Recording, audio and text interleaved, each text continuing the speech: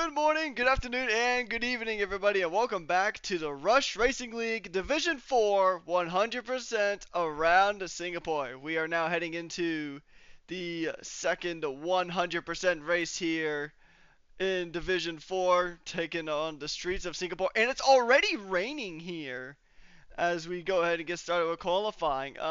It is myself, Patrick Coleman, aka Rekus, and today we have a brand new face jumping into the commentary box. You've seen him on track, and now you'll see him in the commentary box tonight.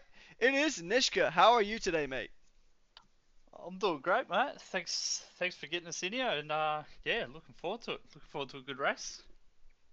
Singapore and Rush is always a recipe for pure cinema, so it's gonna be fantastic time. Looking forward to the race. Looking forward to doing comms with you, and I think overall it'll be a very fun experience and a very good learning experience as well. Because I believe this is your first time doing commentary, isn't it? Yeah, yep, first time in here, so looking to pick up some tips from you, mate, and yeah, yeah. Hopefully don't mess too much up. Let's go. Yep, it is. That is okay if you do. It's all part of the learning process. We were all there at some stage. But the thing that we're going to really focus on today is that the drivers are going to have to learn how to navigate around this very wet Singapore Grand Prix. And speaking of a track, I do have a question for you. Yep. What's the question, mate? Fire away. How would you feel if we sent this one to the track? How would we feel if we sent it to the track? Yep, we're going to send this broadcast now to the circuit. Yeah, yeah, good man.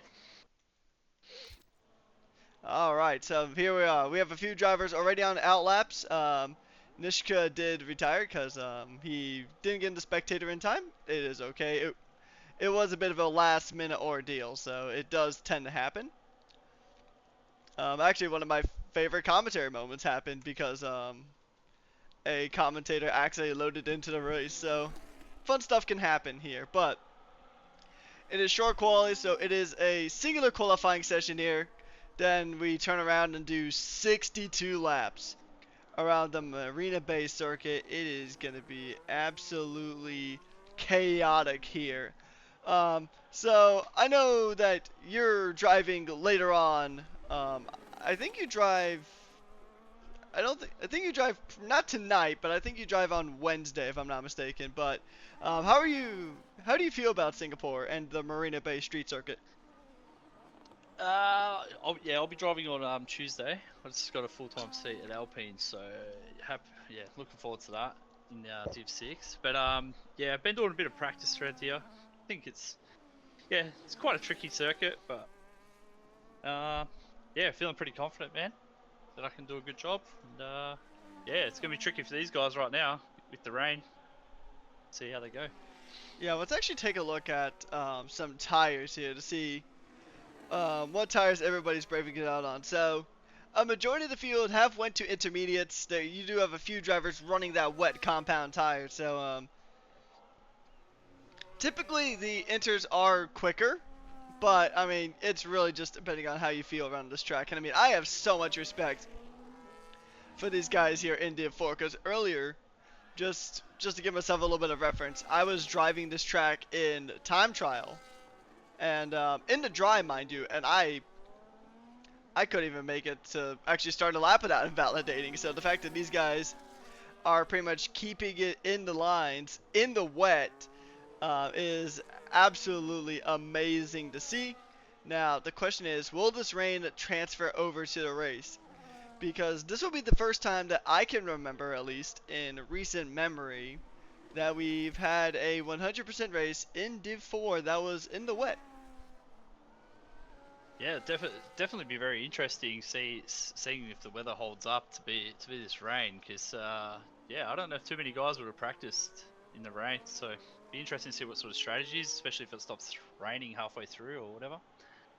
Could make for a very interesting race. Indeed.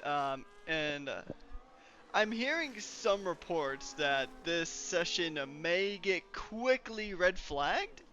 Um, we'll keep you guys posted on that, and if we do, we will go ahead and take a step away and then go ahead and pull up the red flag graphic. We'll get everything sorted. If it does come to that, we haven't heard an official thing yet, as Cross Eyes Gaming does set the first lap on the session on the wet, a 152, and he has retired. Interesting to see if everybody else does tend to follow suit. I mean, a 152, just that one lap and then retire. Okay, yep, so I believe, yes, it has been red flagged. We're going to go ahead and take a step away, and we'll be back here momentarily.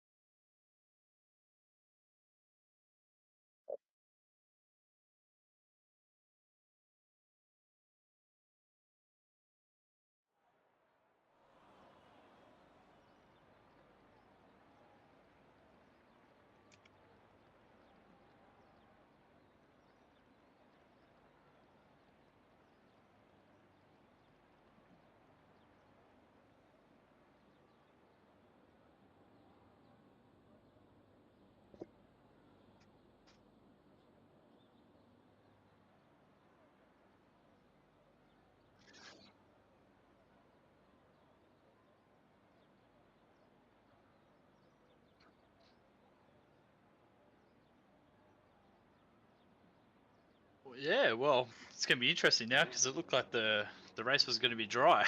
So it'd be interesting to see what happens now after this qualifying.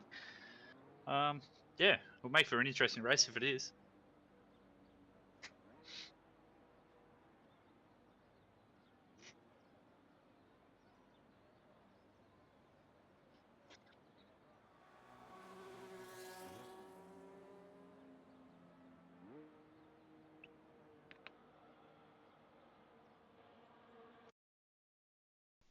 Silly me, actually. Thank you to SJ. Silly me actually did re-enabled the wrong thing on the OBS overlay.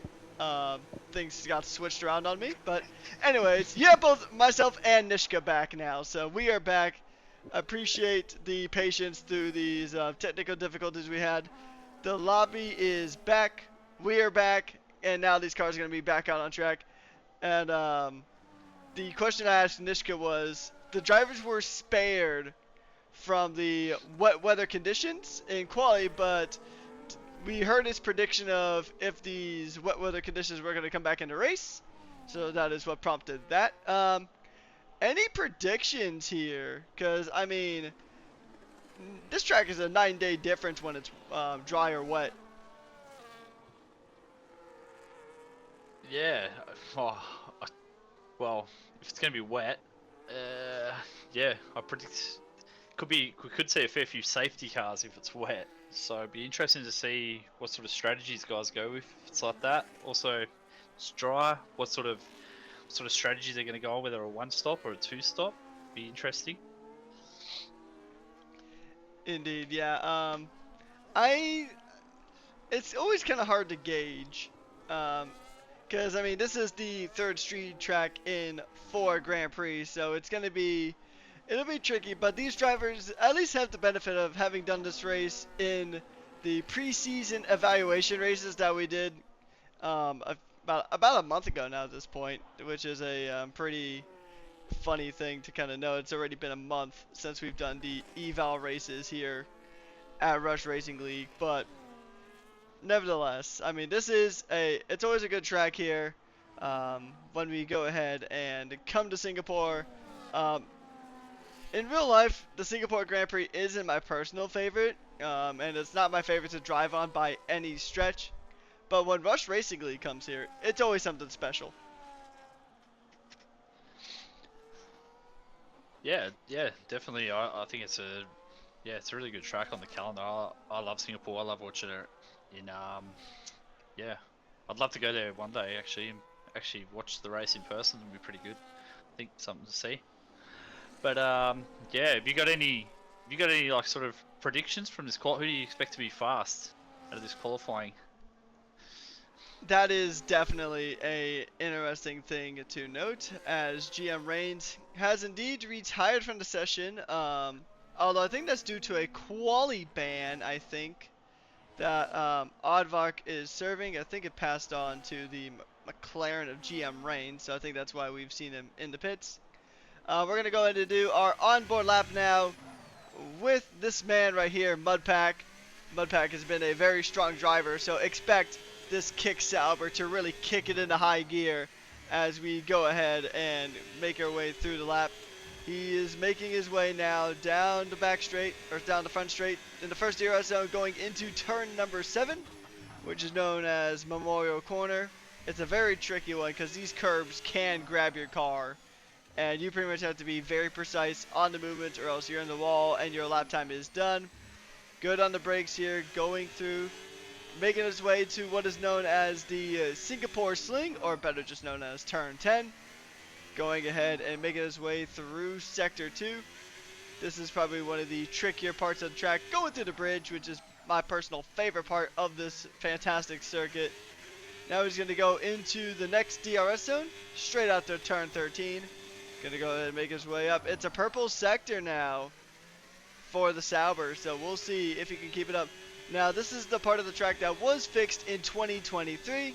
They removed the chicane for a better run into the final few corners throughout sector 3, and now he's got 2 more corners. Now it is actually really easy to invalidate here on these final corners if you don't get your entry right. A bit of a wiggle there And we see Medpack jump up into P3, actually not too far off of the current pole sitter. So once again, I am expecting great things here from this Kick Sauber driver. I mean, he's proven time and time again that he is a driver that you really want to keep an eye on when it comes to Division 4.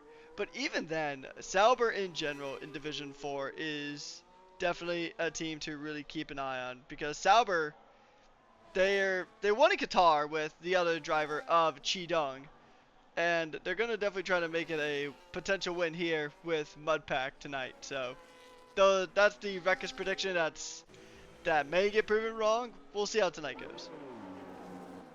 Yeah, I think the kicks are going to be strong again. As we like Claire done a really good lap there, 129.1. I think that's quite a good first lap. Also seen in that passage there, TTV Mertz had a collision with F7, five grid place penalty. I think I see. Ooh, Could that's be a wrong, but interesting one. I did see that come up. So be interesting to see what happened there. Indeed, yeah. Unfortunately, we did miss that. Yeah, that's rough. Reiko Ralph does get provisional pole position here with 11 minutes to go. Just almost cracking into the 128, only 54 hundredths of a second ahead of Claire. Claire is a race winner this season in Division 4, so it's good to see Claire still keeping up that competitive streak. Won in the season opener at Jeddah, which in general is a very, I mean, I know you've experienced this. It's Jeddah 100%. You know that it's very tough.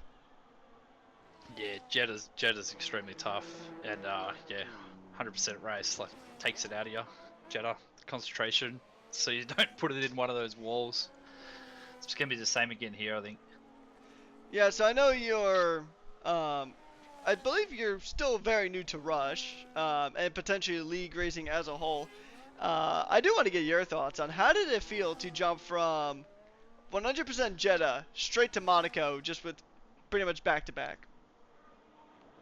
Uh, it was a hard welcoming to league racing. I'll tell you that much.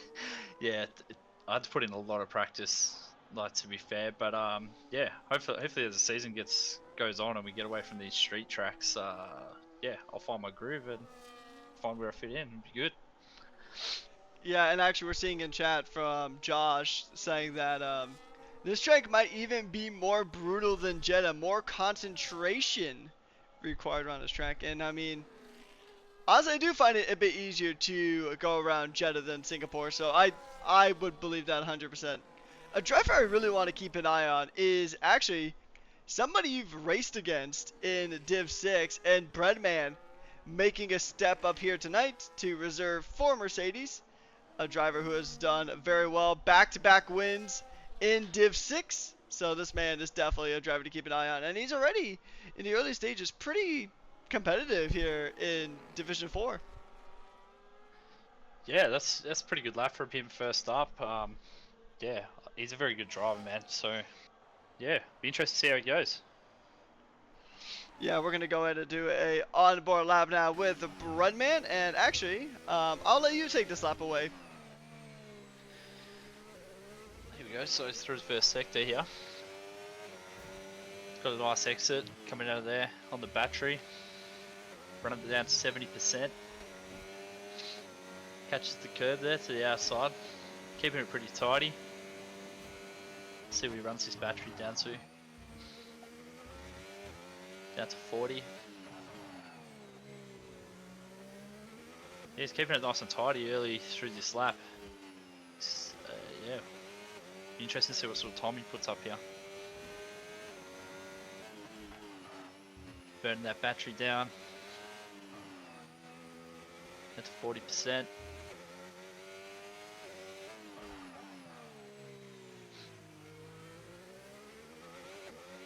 Nice and tidy. Out of the sling.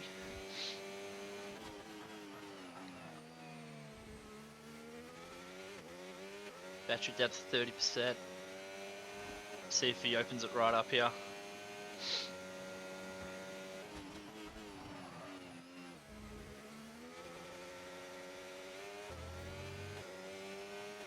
It's looked like a pretty tidy lap so far. It's going to be interesting to see how this goes on the clock. Yeah, he will improve by just about 2/10, maybe a tenth and a half, but still good improvement indeed. And Gangster now firing off into the 128s.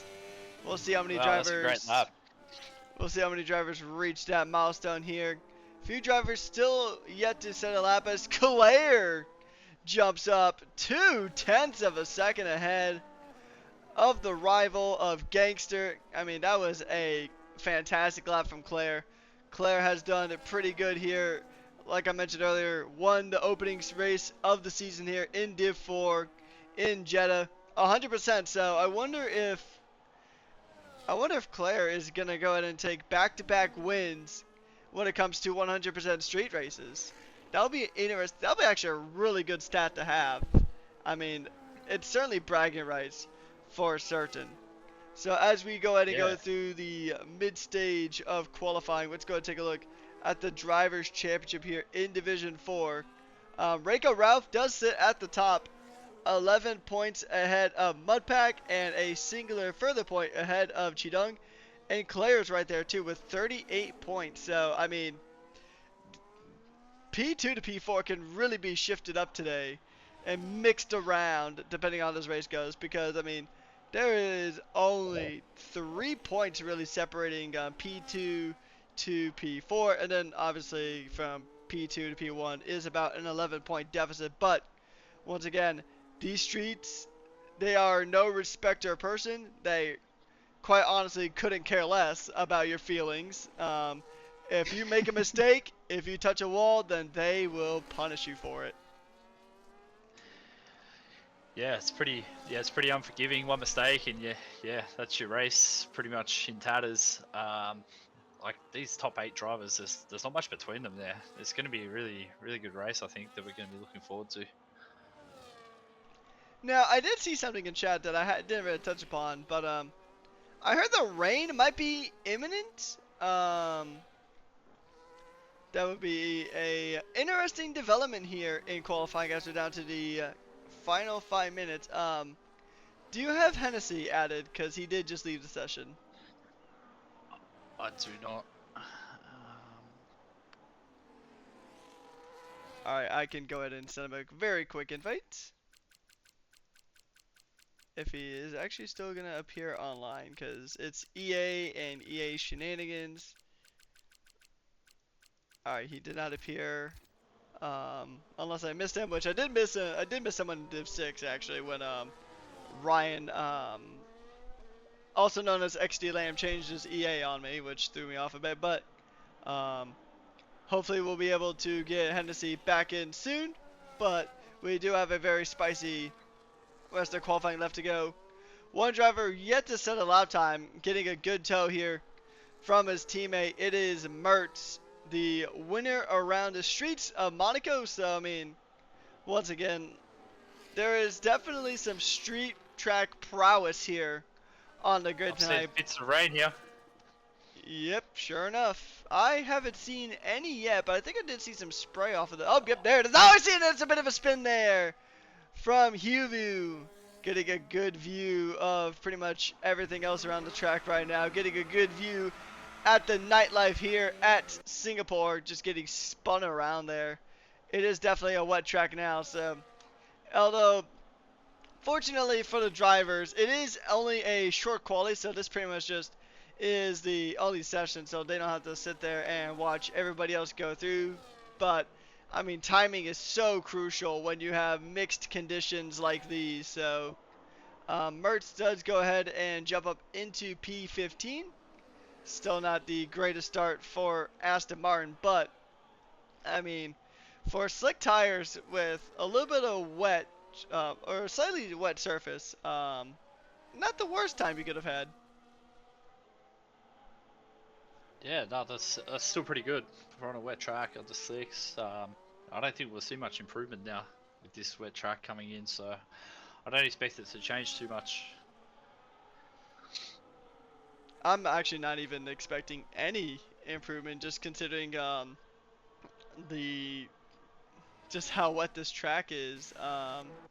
So I think pretty much once everyone's done with the laps, they're probably just gonna come on into the pits. I don't think we're gonna see anyone try to go out and start a new lap unless they want to get some data on these intermediate tires, which, considering it's Singapore, some of these teams might have done wet practice. So I mean, they might have. I don't know that for a fact. I don't have that information right on hand, but few drivers still coming across the line.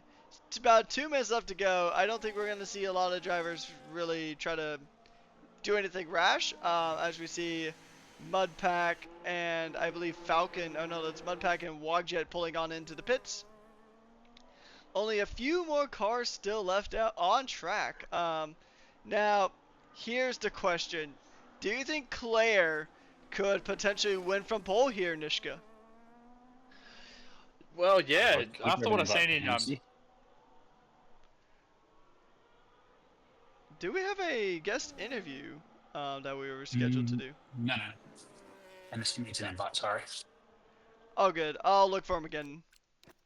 Yes.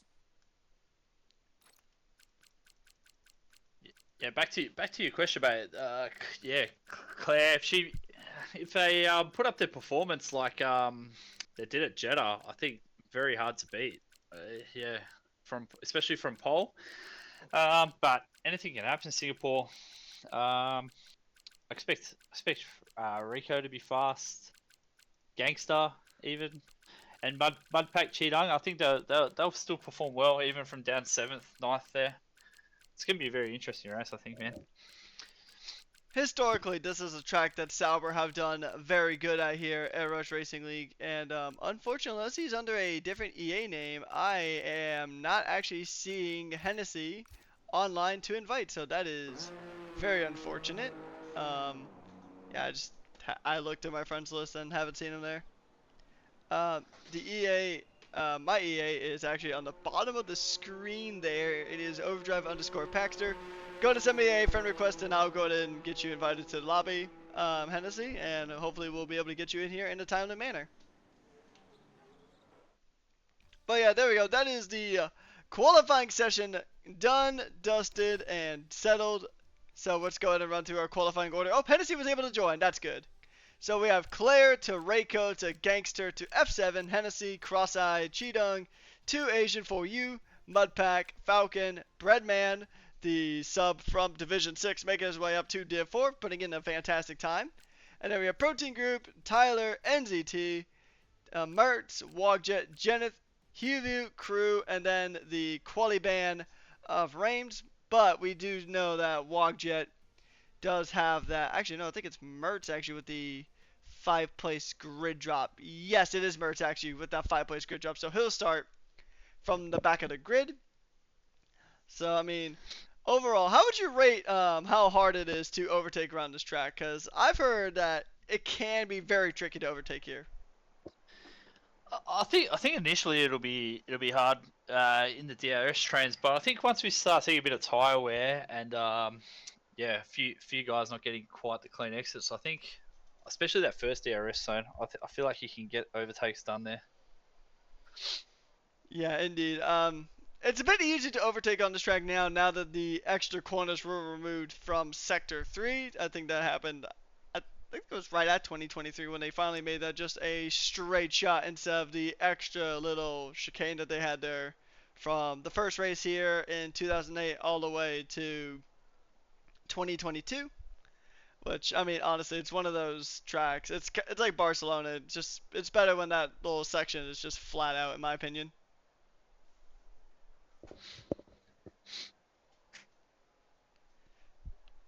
But anyways, we're going to go ahead and see those 5 red lights coming on. It's mixed conditions here, but we're going to see a ton of action. And it's lights out, and away we go here. It is a good start there from Reiko as Reiko jumps ahead of Claire going into turn 1. And Gangster looking very, very aggressive here, but he does get tapped, and it's already carnage here in the opening lap. Gangster getting ping-ponged around. And that is a pretty rough start. I think there's a bit of contact running into the back of Claire and also getting rear-ended by F7. There's already drama at the spin back, at the and it's a big pile up.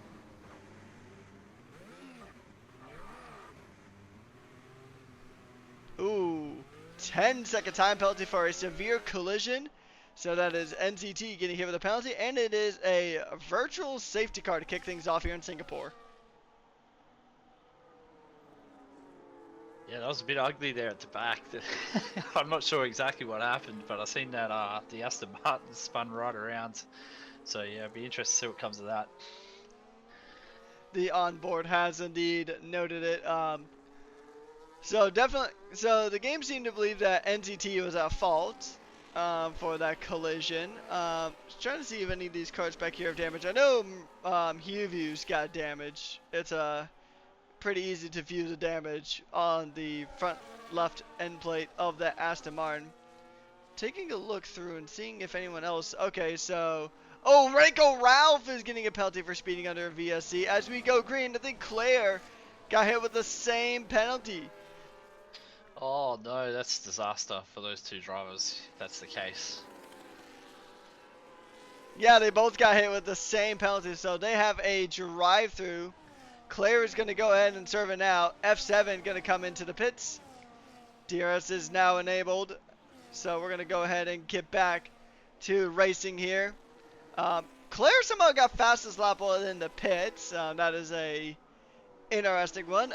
Granted, we know for a fact that that's not going to stand, but interesting scenes here to kick things off as we go ahead and see Cross-Eye going to try to make it a provisional Haas double podium here as he is chasing down the Sauber of Chidong. He will have DRS here, going to go hard on the brakes going into Memorial Corner as he's trying to chase down the Sauber. The Saubers have been quick, but the Haas's look spectacular today. What's going on here in the back? It's a McLaren gone around. It is F7, I think, getting tangled up there with 2A. So I think that might have caused a little bit of a issue there. So the McLaren and the Alpine pretty far back, which is very unfortunate. But overall, it's a pretty chaotic start to the race here, Nishka. When do you expect rain to fall, if any? Oh, hang on. We got to take a second for that because Hennessy just got absolutely suplexed into the wall there. And that is a full-on safety car. We haven't even got a full lap racing lap in. Oh, wow. This has been a crazy start. Welcome to commentating at Rush, Nishka. Now you're getting a full front row seat to how chaotic these races can be. And here's the crazy part about that. It is lap 3 now of 62. So, any other predictions? Like, actually, I'll let you get back to the rain prediction. Well, yeah, with the rain, that's definitely going to make it an interesting decision for these guys now. Do they go the hards and try and stay on the hards as long as they can until the rain comes, or is it risky and go the mediums and then maybe have to go onto the hards before the rain does come? It's a tough decision for these drivers now. Yeah, I mean, rain is always a factor here too, so you got to kind of try to plan around if the rain is going to fall in. Because, I mean, if you're on the hard tires and then the rain hits, you're pretty much going to have to make another pit stop anyway. So I love races like these because they're always such a gamble. It's always a gamble to try to gamble on strategy when you know that mixed weather is a part of the session. We saw rain in qualifying. I mean, if you saw the first qualifying session, I mean, it was torrential downpour. I mean, everybody was on the intermediates or wets. But now it's pretty dry out there, and we had a mostly dry qualifying. The rain didn't really start falling until like the final 5-ish laps or so, I would say. But still, I mean, you really cannot discount the rain here. Yeah, that's 100%. I think, looking at the tyres guys have gone onto, I think if the rain does stay away for a fair while here, I think Chidong is going to be in a really good position there on those hards if he can make them last until the rain comes. But otherwise I think you'll lose a lot of time to the guys that have stayed out on the mediums. Indeed, yeah, and Reiko actually still has a drive-through penalty that he needs to serve. So he's going to have to make another stop again. And Hennessy has indeed left the session, which is unfortunate. He is eliminated from this Grand Prix after essentially getting suplexed into one of the walls here at Marina Bay. It is, yeah, it's a tough track. I mean, I know you're going to experience the pain in a few days' time of doing a full race here around Singapore. That's actually something I've never done in any respect, like on a singular race, a career mode race. Singapore is typically a track that I just try to avoid, but like I said earlier, it's to me not a super fun track to drive, but it's an amazing track to commentate on. Yeah, I've in my practice already. I've done 200% full races, but it's tiring. Like these guys having to focus for that long, and it's probably the hardest race you can probably do, I think, on the game. So yeah, it's gonna be interesting.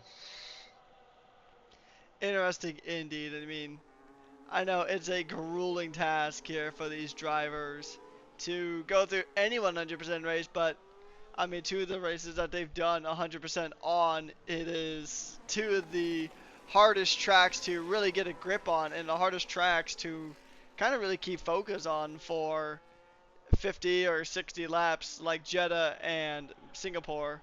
But yeah, I have a lot of respect for these drivers, as I do all the drivers here that compete at Rush Racing League. And I mean, it's always just so impressive to me how quick and talented these drivers are, even if a bit crazy at times and a bit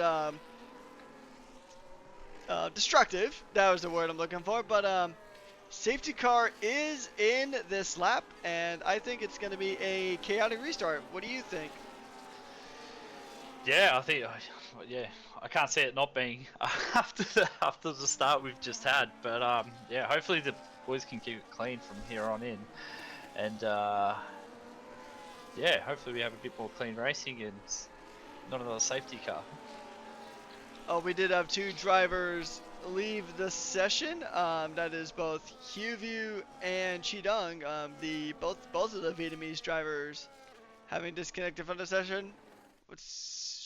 We'll stay on board with this for a little bit. Then we're gonna go and try to get the Sauber and the Aston back in. Looks like we might have just cleared turn one with no major issues to speak of. Alright, so we're going to go and try to get these guys back on in. So, I mean, overall it's a pretty chaotic race start. And actually, I don't believe I have Huview added. If I do, he is not appearing online. So I'll go through the list again, as there's really good racing going on directly behind us. Actually, do you have Huview added by chance? Nah, I don't have many of these guys added, to be fair. Yeah, it is your first time here in the commentary box, so that is pretty much to be expected. Chidong has been invited. I didn't see Huview on my list, so Chidong is joined back. So we do have the Sauber back in. Hopefully somebody can get the Aston in. You can tell him to add overdrive_Paxter on EA, and then I'll try to get him in. But as of now, I don't see him on my list. What I do see, though, is a potentially spicy battle coming up here between Mudpack and Cross Eyes Gaming. It's potentially going to be a very, very chaotic lap here. And actually, come to think of it, now that I realize something, I'm going to go ahead and fact check myself on this real quick, as Gangster does get the fastest lap of the Grand Prix. But taking a look at Division 4 in particular, once again, just fact checking myself here, I don't believe anybody has, nobody or no team has won twice in Division 4 this season. First we had the Red Bull Leclerc, and then we had the Aston Martin of Mertz, and then our most recent winner is the Kick Sauber of Chidong. So, I mean, 3 different races here in Division 4 so far, and we've had 3 different winners and 3 different teams. So, Are we going to see 4 for 4 here tonight? Yeah, it's been a really tight Division 4. Like there's a lot of drivers, as you can see by like in the qualifying, the times there wasn't much between like all of the top 8. So you can see how that's happening. It's really good. Yeah, it's good racing here up and down the grid. We're going to go ahead and stay on board with this battle here, because I mean Breadman, the driver who was in Division 6 last week, taking back-to-back victories, is now on the verge of potentially being in a podium position here early on in this massive Singapore Grand Prix. So we'll see how this race does tend to play out. I mean, it's a long race. It's a tricky race. So, and I mean, if Breadman goes back to Division 6, or I think he actually might have been moved up to Div 5, I want to say. I think there might have been a switch for him. Because I know a few drivers got switched around in terms of some drivers got promoted in divisions, others got demoted in divisions. But I think Breadman might have been one of those drivers. But, I mean, if he could get a podium here in Div 4 and then go back to Division 6, then he's going to go ahead and have a ton of confidence. And he's going to try to send it around the outside, going into Memorial Corner. What a maneuver there from the Mercedes Mudpack. Probably wasn't expecting that one. Yeah, wow, that was a great move, that one there. I think we got an onboard request for Wogjet as well. There, I think Wreckers. All right, Seeing in the chat. a request for a onboard with Wogjet. Ask and ye shall receive. We're gonna go ahead and stick on board with Wogjet for the rest of this lap and an additional lap. Just throw in a little bit of an extra treat there, because I think we did see it just a bit late, but we're gonna go ahead and give you basically a bit of extra, as I mean this will be an interesting battle to kind of spectate to, as he's still trying to chase down 2A. So we'll see if the Williams here can go ahead and make a move. And actually, when we go ahead and get started on this lap, I'll let you take this one away, Nishka.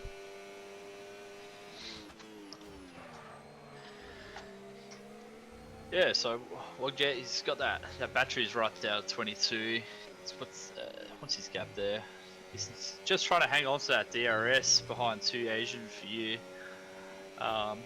The one lap less hard tyres, so it's going to be interesting to see if we can close that gap up.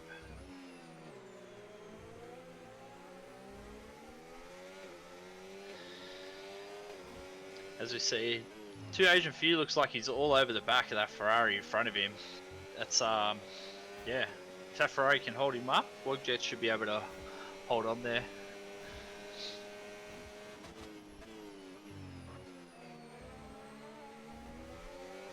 He gets a nice exit there out of that corner.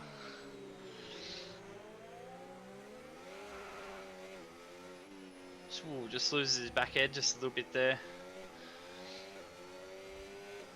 Be interesting to see if he holds this DRS.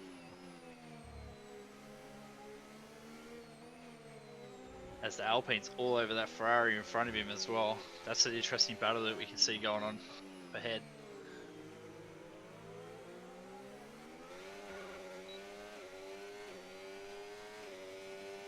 So he still holds onto that DRS. He's got a little bit of battery saved up there now. He's probably going to have to burn a lot of it to try and stay in touch with these guys.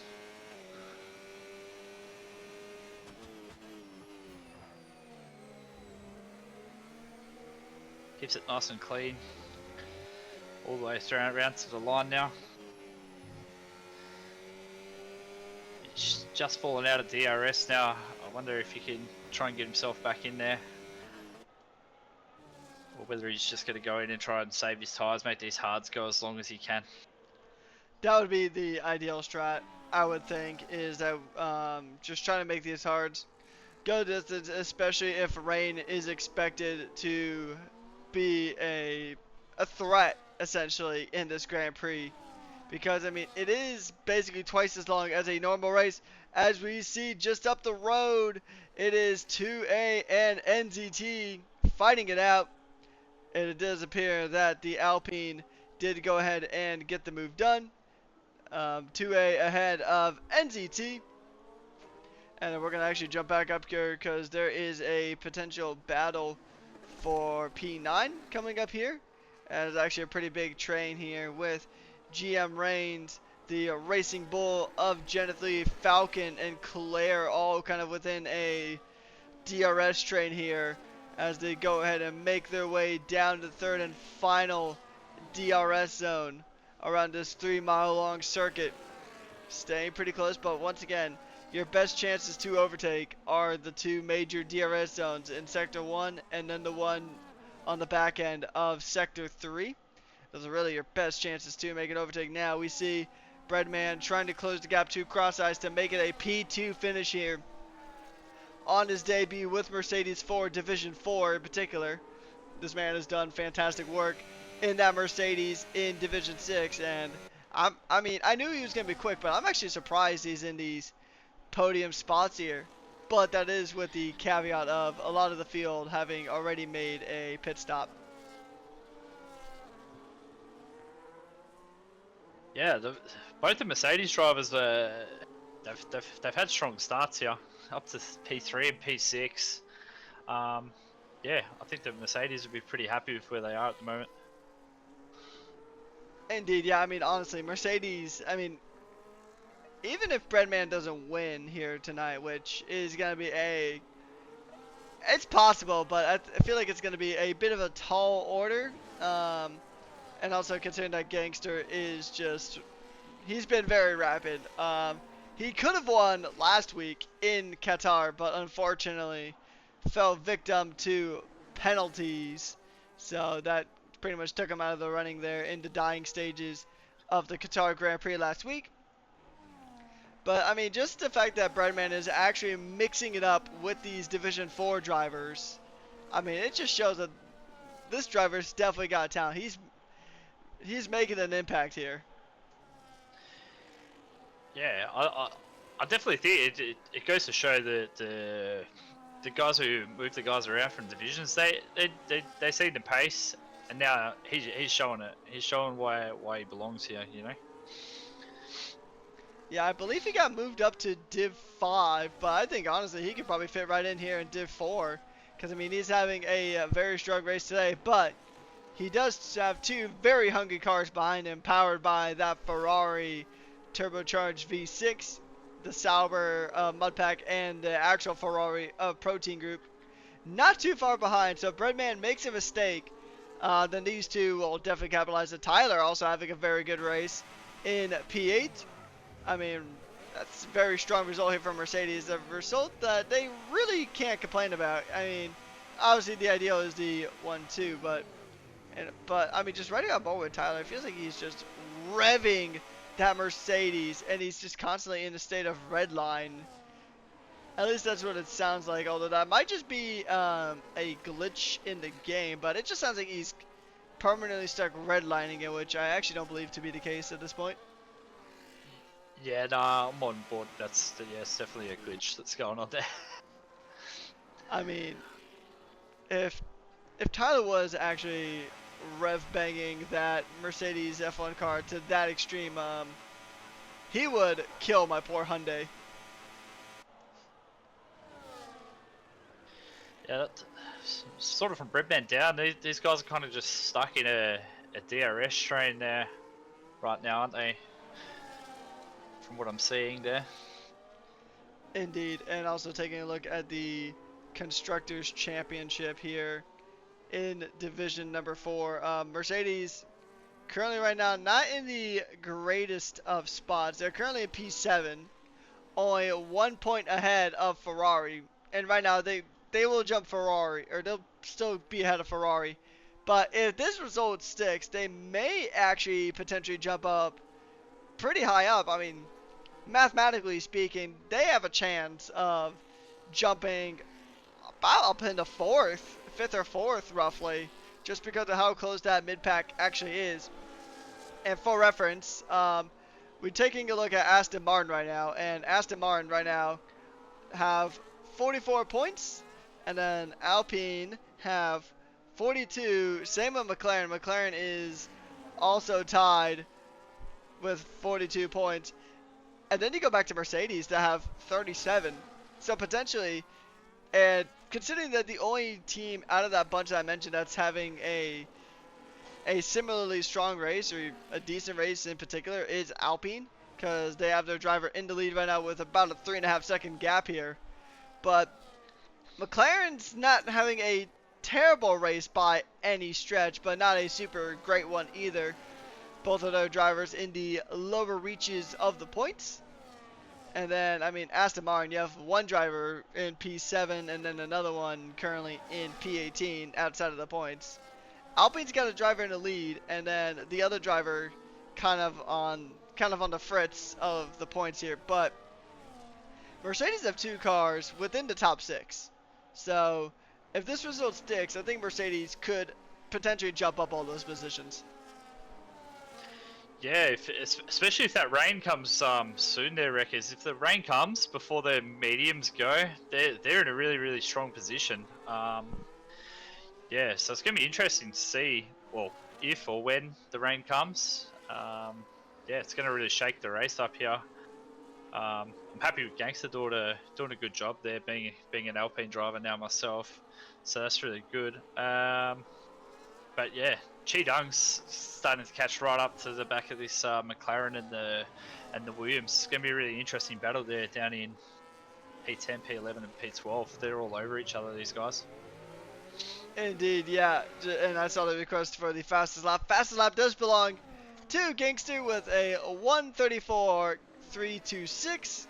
That's the fastest time right now in the hands of the Alpine. And Crew has retired from the session, and it is a safety car. Safety car wow. out, and oh boy, this has gotten interesting. It's going to be interesting to see who pits and who just stays out. Oh, Brad just got a 10-second penalty speeding. Oh no. Wow.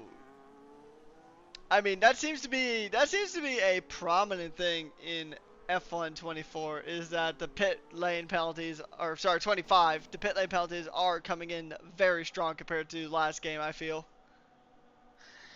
Yeah. Oh, that's devastating for him because he was having such a good race there. Yeah, that's a touch of hard luck there for the Mercedes. Now, granted, I will say, I have seen in the North America division, which does return on Saturday at 5 p.m. Eastern Standard Time in the United States. So if you want to go ahead and tune in, it is our NA division going at it for round 2. But I did see in round 1, a driver did have a 10-second time penalty, went ahead and pitted in, and he had such a gap that when he pitted in, answered that 10-second penalty, he was only about 2 seconds behind, and then he would go ahead and just dominate the rest of that race. Once he got ahead of the 2 cars ahead, the Visa Cash App just was not to be heard again.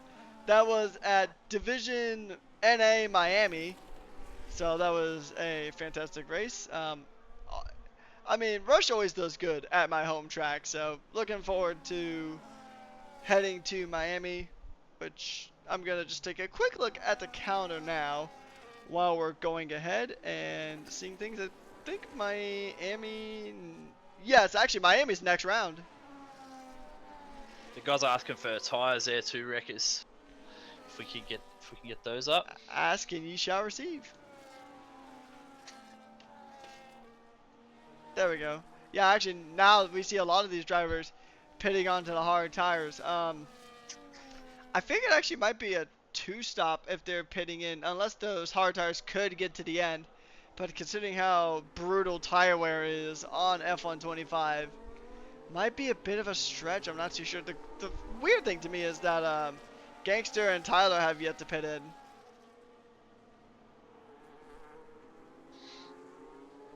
Yeah, they've stayed out. Maybe they're just hoping that there's rain not too far away. Otherwise, yeah, I don't understand why they would have stayed out unless that's the case. The kicks look like they're in a strong position here, with Mudpack on the 1-lap hards, and Cheetung right behind him. the one thing that's always been consistent about these kicks, aside from just their overall performance, has been very strong here this season. But I mean, the kicks are very well known for working together. So you're not going to see Nico Rosberg and Lewis Hamilton here with the kicks, at least not yet. I mean, if it gets closer to the end of the season and both of them are on the verge of winning the Div 4 title, then maybe we might start seeing some of that. But there's definitely, what does Sauber even call their green? I guess just kick green rules, essentially. That doesn't sound as good as papaya rules. I don't know if I can really call it gambler rules. I don't know if that's applicable, considering their title sponsor of Stake being mostly a gambling company, which is not even featured on the cars. Another funny bit of irony here, as we are still under the safety car, is it's really funny that we're talking about the kicks here, the kick salvers, while we're streaming on Twitch, which is essentially the company that Kick wants to be.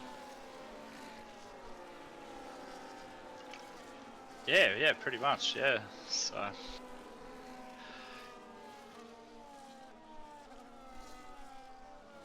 Funny things you notice as a commentator, as just things you kind of tend to notice and just kind of note the irony. Also, Josh is asking for us to grant him a win when he races around Singapore. We can try, although neither myself or Nishka will be in the commentary box for Division 2, which, if you guys are still wanting some more Singapore action and you want 124 laps around Singapore instead of just 62, then stick around, because Division 2 will be right after this.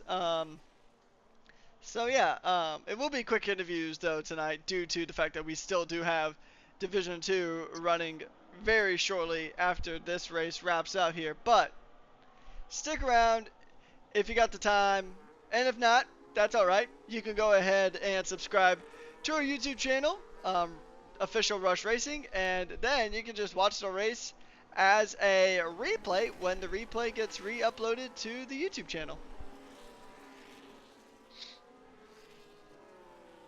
Highlighter rules, Leprechaun rules.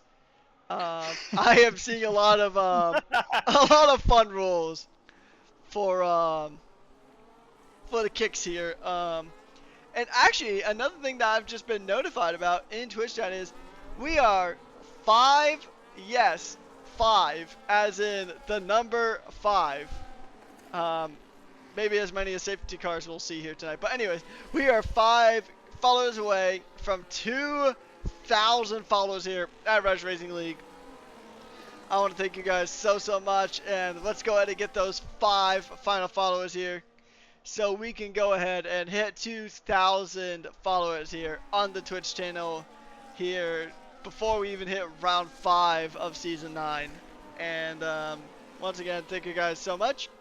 And as a token of our gratitude, we're about to go racing again. it's gonna be interesting to see how these guys on the older tyres get away from this restart here. See how much pressure they're under from the newer tyres.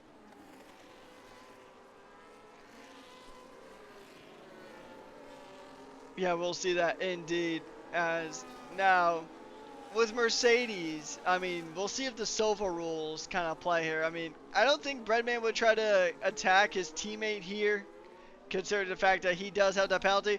Oh, he is going to send it! He is just going to send it straight up the inside of Tyler Mandavy. I guess Silva rules don't really exist at Mark, unless that was an orchestrated driver swap, which is always the case. But Breadman now going to go ahead and try to get after Gangster here in that Alpine. He had a very good gap going into the safety car, but out of the safety car, everybody gets backed up. But, I mean, Gangster's already pulling away about he's already got a 1 second gap, so he's out of DRS range from the Merc behind, although granted DRS wouldn't be available this lap anyway. But Breadman is actually keeping up with him pretty consistently. But now this is definitely the thing to note. is that Breadman, A, he's got a penalty that he's going to have to serve, and B, he's on 13 lap fresher tires than Gangster. Gangster, even after 2 safety cars, has yet to pit. Now, the thing I'm trying to think about is this a masterclass strategy here from the Alpine squad to Gangster to get their first win of the season here in Div 4? Or did they make a mistake staying out this late? I think this could really benefit Alpine, but I also think Mercedes has done this with Brad being a lot faster driver. If Tyler's able to hold off some of these guys, it'll mitigate the penalty. Oh, it's contact. Big contact between both kicks. Oh, between the kicks and the highlight rules are playing in effect, and Breadman, after spending 3 weeks taking win after win in Division 6, he is now in the lead here in Division 4. He still has a penalty, nevertheless, but in the lead on track. What a performance this Merc is having. As we go ahead and check back into the kicks. So front wing damage on Chidung, and oh, what has happened here? Mertz is out, and Falcon is out, and it's safety car number 2. Wow. It's going to be interesting to see what these guys do now, the ones that are on the older tyres. Do they stay out again for the track position? Because otherwise they're going to lose a lot of spots. It's going to be very interesting. Considering the penalties, it actually might be wise for Breadman to go ahead and make the pit stop and minima and just do damage limitation essentially. But yeah, this is the second safety car and third full course caution. We had the VSC early on, and now 2 full safety cars. But man, I mean, this has been a chaotic race here. 4 DNFs, and we are 1 DNF away from, as long as you finish, you get points, considering the top 15 point system here at Rush. Are you predicting that your Division 6 race is going to be this chaotic? Although granted, Division 6 is pretty much known as the cleanest division this season, so... I really hope it's not this chaotic, but yeah. Yeah, I don't know. I hope we can get more than 19 laps in without 3 safety cars. Yeah, I hope so too. It'll be interesting watching you guys go through 62 laps of Singapore in Division 6. That is Tuesday. So come back around the same time as the Division 4 race kicked off. And actually, no, you'll be at the same time that Division 2 starts, except on Tuesday. So yeah. Check in at, I believe it is 7 p.m. Australian time. I believe that is when the race kicks off. I'm on the American time zone, so I'm trying to do the mental math here. I'm pretty sure it's 7 to check in. Yep. So yeah, go ahead and tune in. Trying to see if Go ahead. Cheetah got damaged there. I'm trying to see. I think he does. Let's pop on to the Sauber and kind of see. That is the Haas. Yes, he's missing an end plate. So I mean, yeah, that's unfortunate for him. Yeah, I mean, talking about the pit strategy, it's a really tricky spot here for Breadman because, I mean, like you said earlier, he's going to lose so much track position, but it would be sort of damage limitation here, because he does have that 10-second penalty that he'd serve in the pits, but, I mean, who knows? I mean, it also might just be better because he's on fresher tires and pretty much a lot of the people close to him. I think pretty much everybody close to him is on the same age of tires or older. The first driver with younger tires is Cross Eyes down in P10. And then even further down, you got Gangster, Tyler, and Mudpack in P14 through P16. But, I mean, what would you do if you're a Breadman here? Because, I mean, He's got the freshest tires out of anybody that's remotely close to him. Or actually probably the quickest tires too, because he is on that medium compound. And a lot of the other drivers on 6 laps are on the hards, but still. He does have that 10-second though. Yeah, I feel like with his pace, I think what he's probably hoping here is he can get a bit of a gap with F7 on those 18 lap old hard tires, maybe to hold the field up a little bit, and then he can get a bit of a gap, and then possibly pit when he has to later.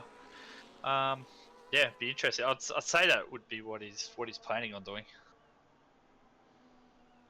Yeah, I mean it's entirely possible.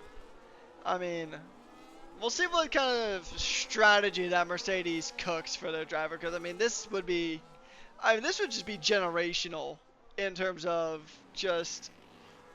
I feel like would be a history-making moment if Breadman could get a win here in that Mercedes. But we're gonna go ahead and get back to racing action here on lap 21 out of 62 here in Singapore. We have had a handful of safety cars already. Hopefully we don't get any more. Hopefully it'll be green flag additions from here to the light. Breadman is going to go ahead and take us to green. He's going to turn on the afterburners and get ready. He's going to go. And we are back racing here in Singapore as we're making our way down into turn number 1, the Shears corner. Going ahead and making it through. We'll have to see if we survive through turn 1, because turn 1 is always a bit of a dicey animal here on a safety car restart. It looks like we did survive. Everybody did cooperate and play nice enough to go ahead and just survive turn 1 without any major incident. Oh, I'm just seeing a wing plate go flying off a McLaren. Oh yeah, that's GM Reigns and Cross Eyes getting into it here as the Haas is directly side by side as Cross Eyes trying to get the move done. Just ran out of room, and oh, he gets slightly tapped by the Alpine of 2 Asian Faux. NCT has fallen down in the order. I think him and Tyler might be getting into a moment, and it's a bit of a wiggle, but man, that was a fantastic save there from NCT.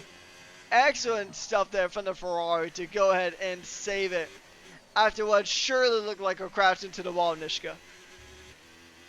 Yeah, he did really well to save that. I thought he was going to definitely touch the wall and wreck his front wing there, but yeah, he did well to save it.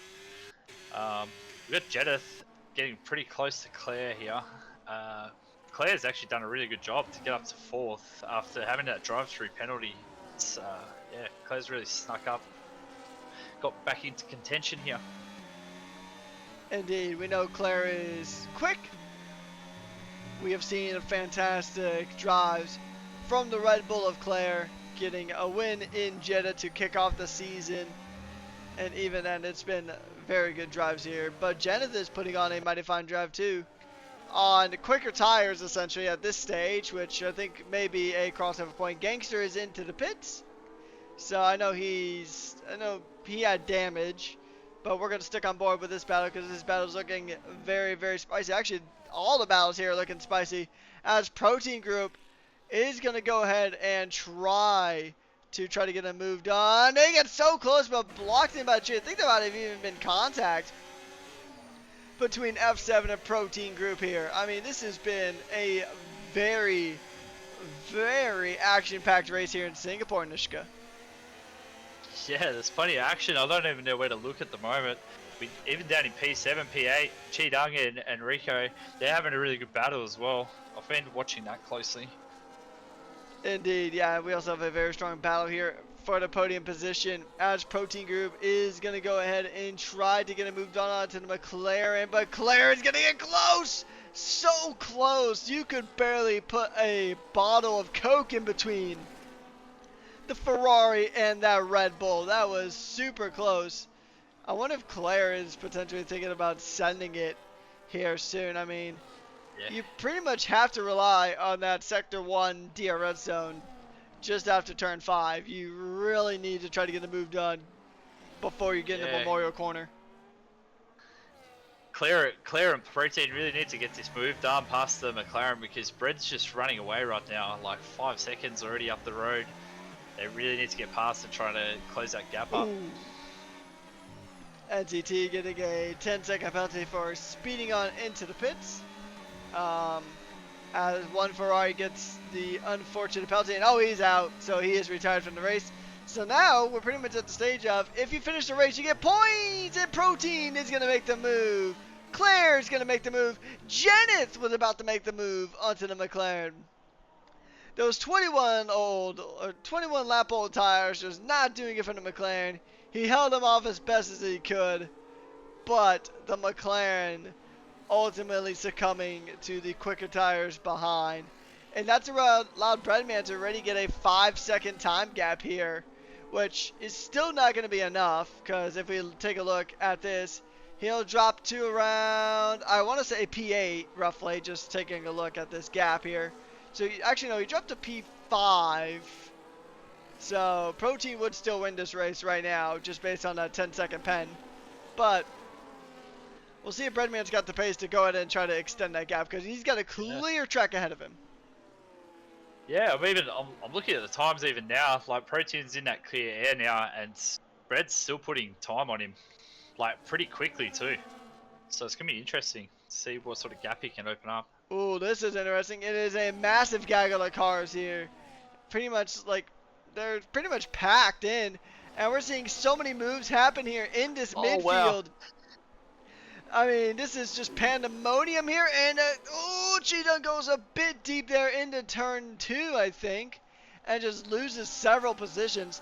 This has not been a race that Kick has been wanting. I mean, they went from winning in Qatar to now barely even in the reaches of the points. Yeah, the Mercedes would be really happy right now. Like Brett's doing a good job, and even like Tyler on those 5-lap hards, he's making up a lot of ground through the field. He's all over the back of Crosseyes right now. Yeah, and actually, come to think of it, it is a very good point made in the Twitch chat. Is with the 5 drivers that have been eliminated either by DNF, well, actually, obviously by DNF, whether on their own or due to a crash or collision. There we go. Words are finally wording, but I mean, just taking a look at it right now, an Aston is out, a Ferrari is out, a Williams, a Racing Bull, and a Red Bull. So some of those, particularly the Aston, was a rival for Mercedes coming into this weekend, and just coming into this week of rush in general, but particularly in Division 4. With how close the gap is pretty much for a lot of those teams in the midfield. I mean, Mercedes has a chance to jump from 7th to 4th here if this race continues to go their way. Yeah, they're definitely in for a good points finish if they keep going the way they're going.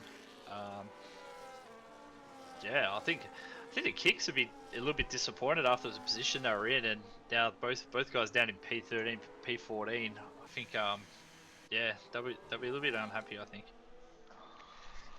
Yeah, they'll definitely be kicking themselves after what could have been a very good opportunity to go ahead and get some really good points here for Kick. I mean, Kick is doing absolutely fantastic overall. I mean, they're leading the constructors here coming into Singapore with about a 17-point lead to Red Bull, and then a few extra points to Haas, who have 56 points at the moment. But I mean, still, Sauber they were definitely wanting more here today in this race, and we know that they're quick, but you can't win them all. I mean, even the dominant Red Bull RB19, it still lost one race. And funny enough, here at Singapore, while that Red Bull struggled, this Red Bull is going to go ahead and fire it up the inside.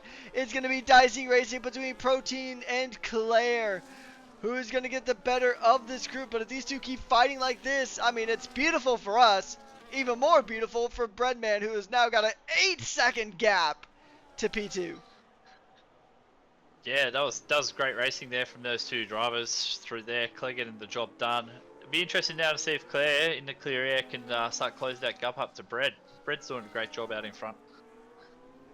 Indeed, yeah. We'll see how this one does tend to go ahead and play out. But the thing to note is that when you're in the dirty air, your tires do take a bit more wear, which Breadman, I mean, he's got a clear track ahead. I mean, the next closest car to him in front of him is the Sauber. But actually, we have a really good battle here.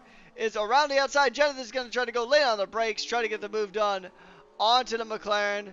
And, I mean, I'm surprised that F7 is holding up as well as he is, considering the fact that he does have those, I mean, basically vintage hard tires right now. Yeah, I think he'd be hoping for a bit of rain or something to come in. I think while he's on those tires, so he can get into the pits and get a nice pit stop with everybody else. I think, yeah, that's all he can do now. Otherwise, he's going to lose a lot of positions if he pits.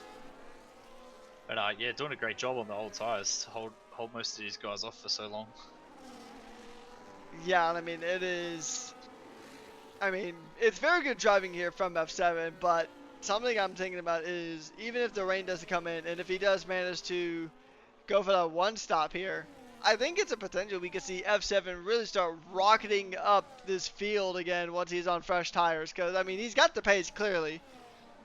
Able to hold off 3 cars for a while that had tires basically with half the age of this McLaren. But overall, he's got some really good pace. Held him off for several laps, and Kenneth Lee on 12 lap old tires, or 12 lap younger tires, was finally able to get past.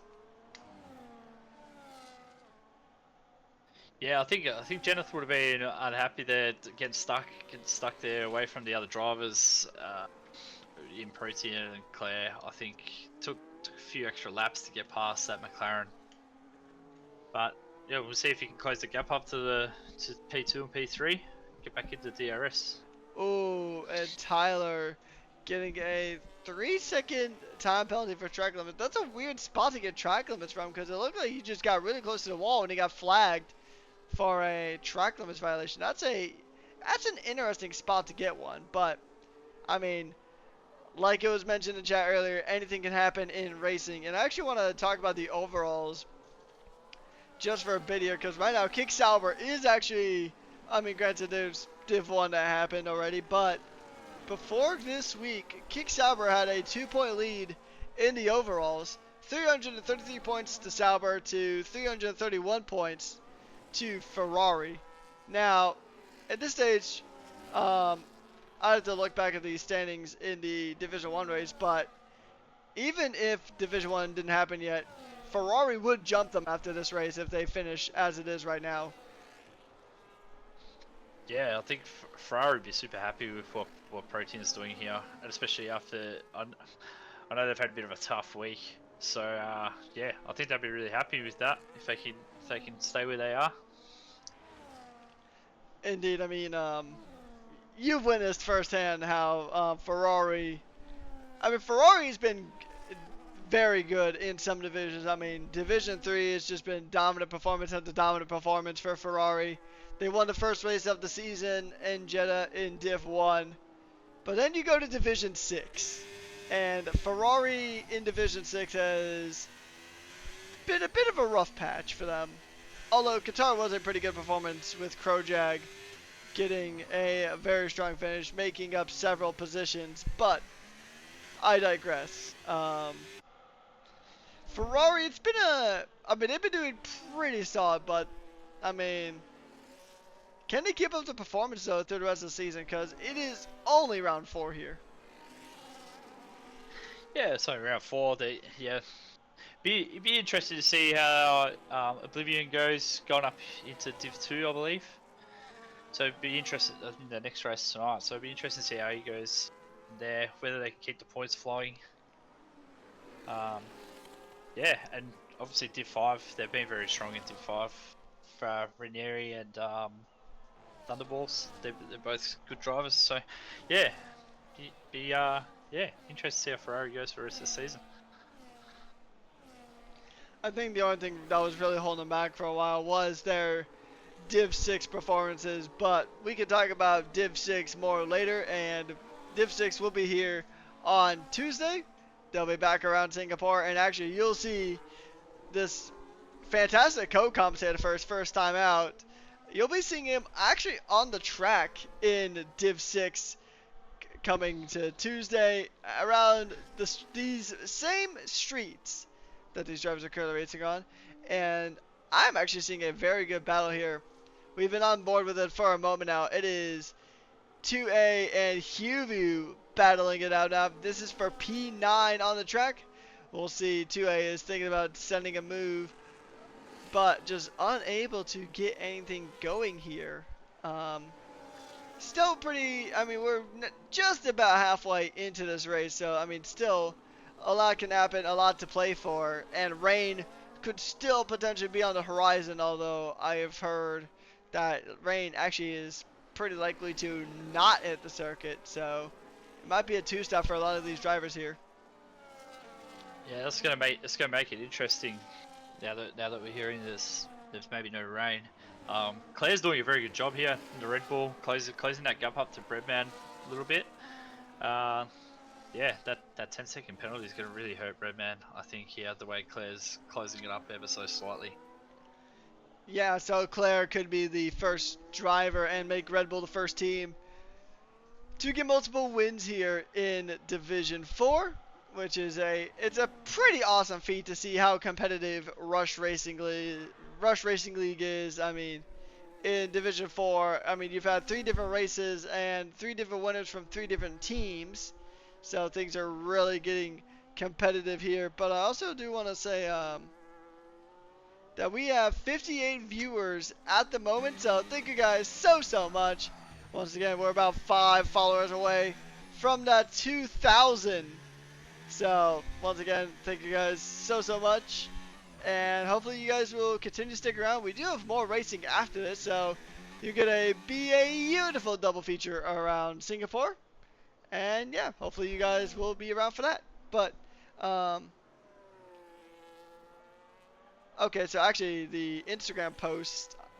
So I guess actually Kick has 2 wins, because I think Mertz did win initially, but I think there was a post-race penalty that did throw it to Mudpack. So Kick actually does have 2 wins here, so that is a correction I have been made aware of. Yeah, so if there's any confusion, on the official Instagram page, it does still list that Mertz did win in Monaco, but post-race penalties gave it to Mudpack.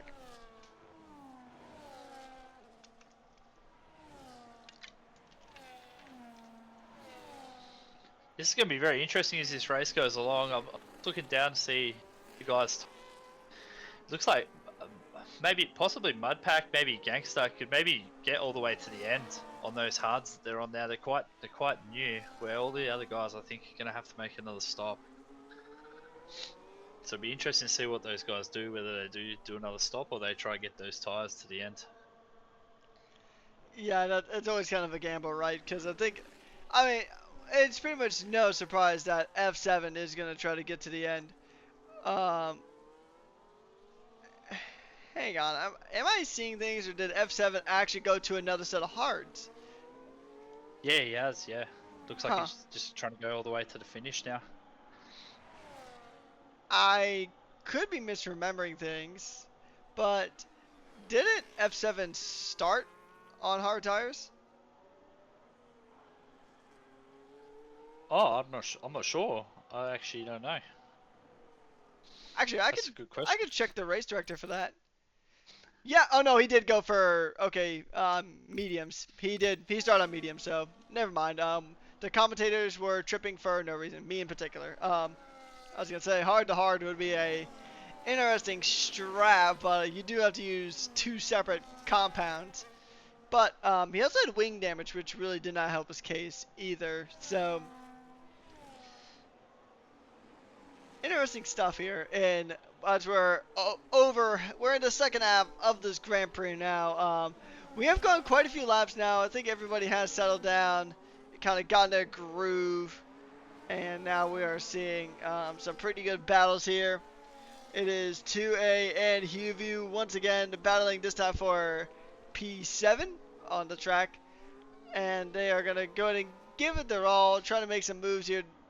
This was one of the probably the best spot to make an overtake here around the circuit. If rain were to hit at this stage of the race, Nishka, what lap are you predicting?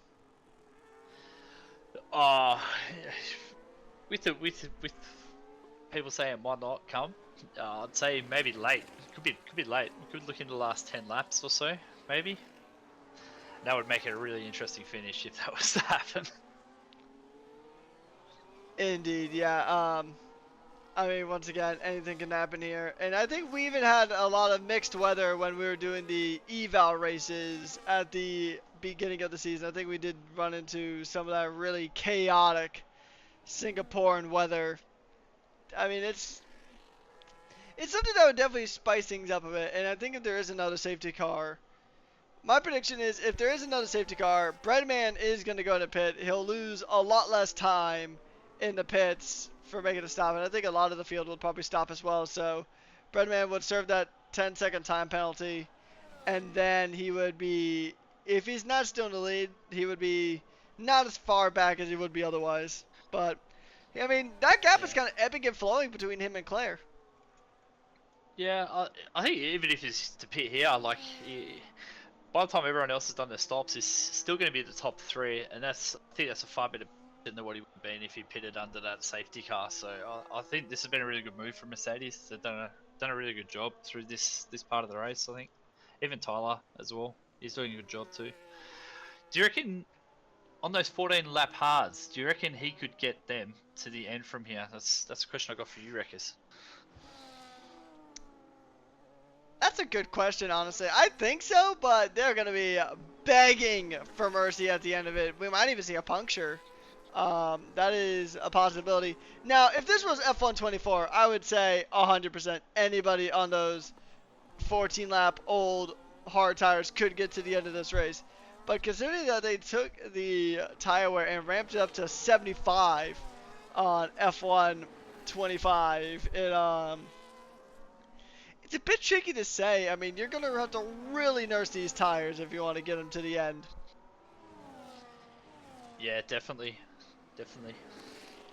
Another thing around here as well is a little bit tricky is the fuel consumption, because you can only put plus 0.4 into the tank. So I wonder if any of these guys are going to have to manage their fuel at any stage later on in this race as well. That's going to be interesting to see too.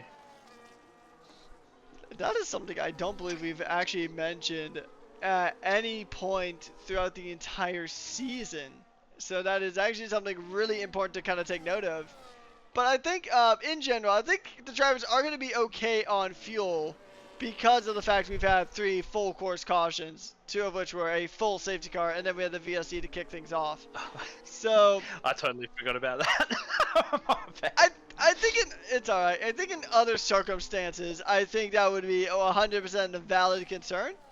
And I doubt it'll be this time. I was about to say who knows, but I think tire wear is going to be the bigger threat considering the safety cars. But otherwise, yeah, that would actually be a really interesting thing to kind of think about.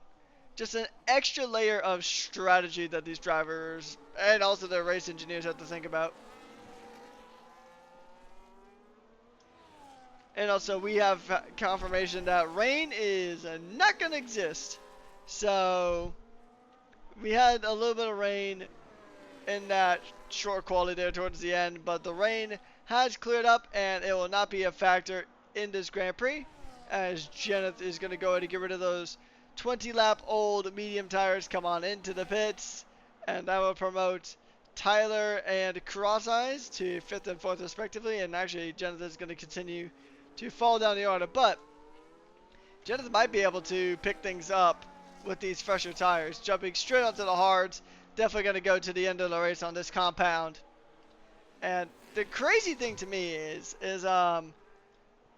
we have Reiko and Wogjet on 32-lap old tires. I think they only pitted in the beginning when they had damage, but I mean, other than that, they've kept these tires going very long. When do you expect these guys to pit? Because, I mean, granted, I'm on a controller and tire wear is worse on the controller, and also even then, I'm not really good when it comes to tire management, but I would have pitted already.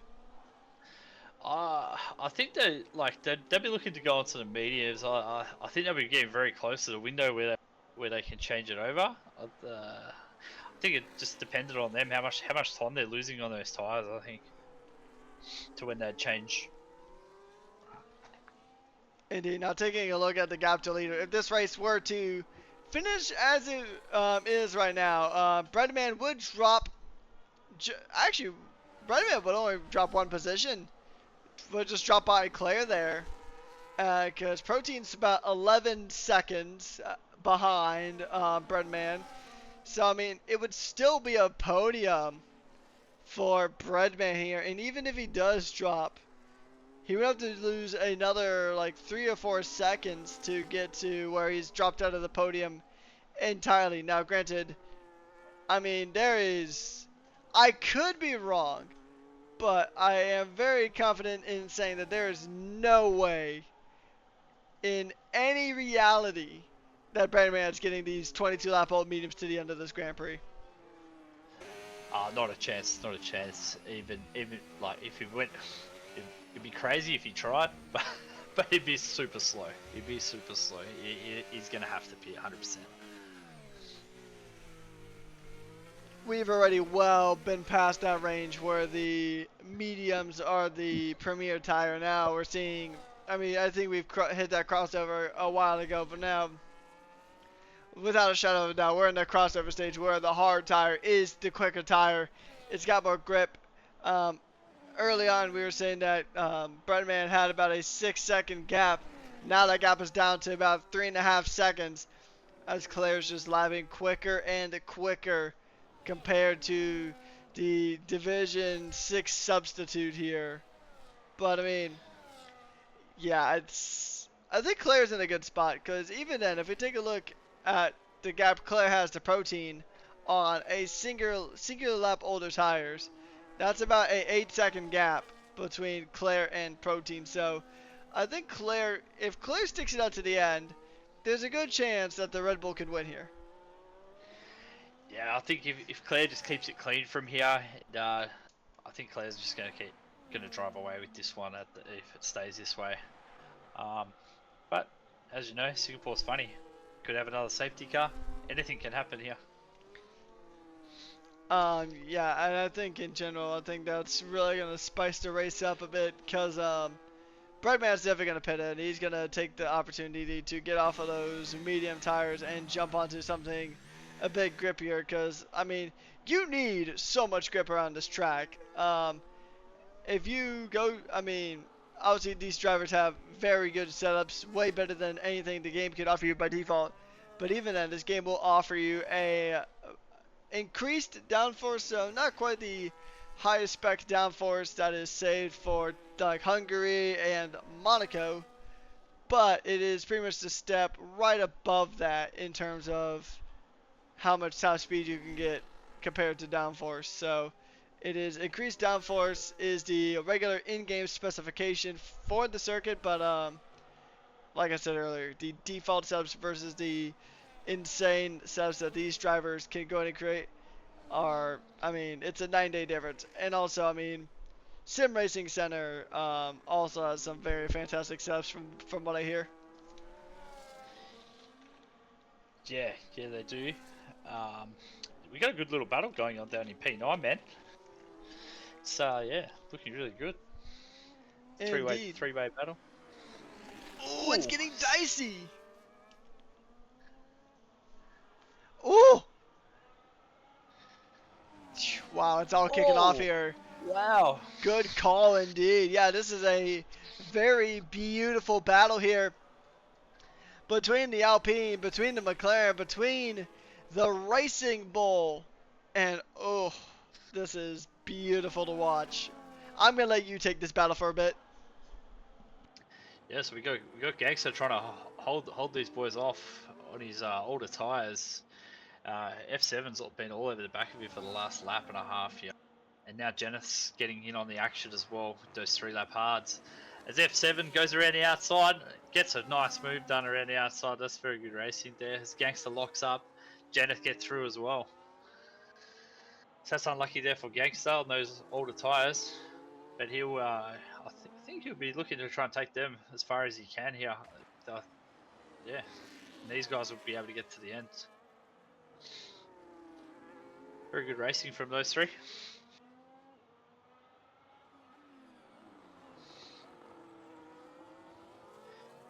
Be interesting to see now what F7 can do with this clear air, whether he can start closing the gap on these other cars on the holder tyres.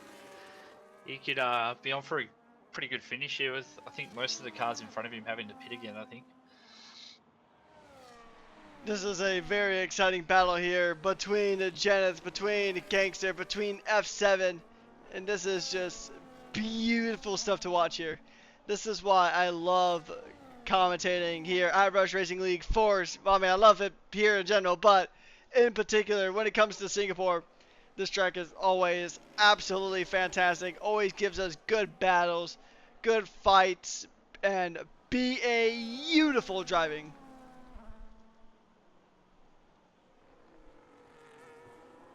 I mean, this is super intense action here as we see Janeth now trying to close the gap to the McLaren, trying to go ahead and figure out how this is going to work. They say, you know, if you no longer go for a gap that exists, then you're no longer a racing driver. These drivers are trying to find those gaps to go for.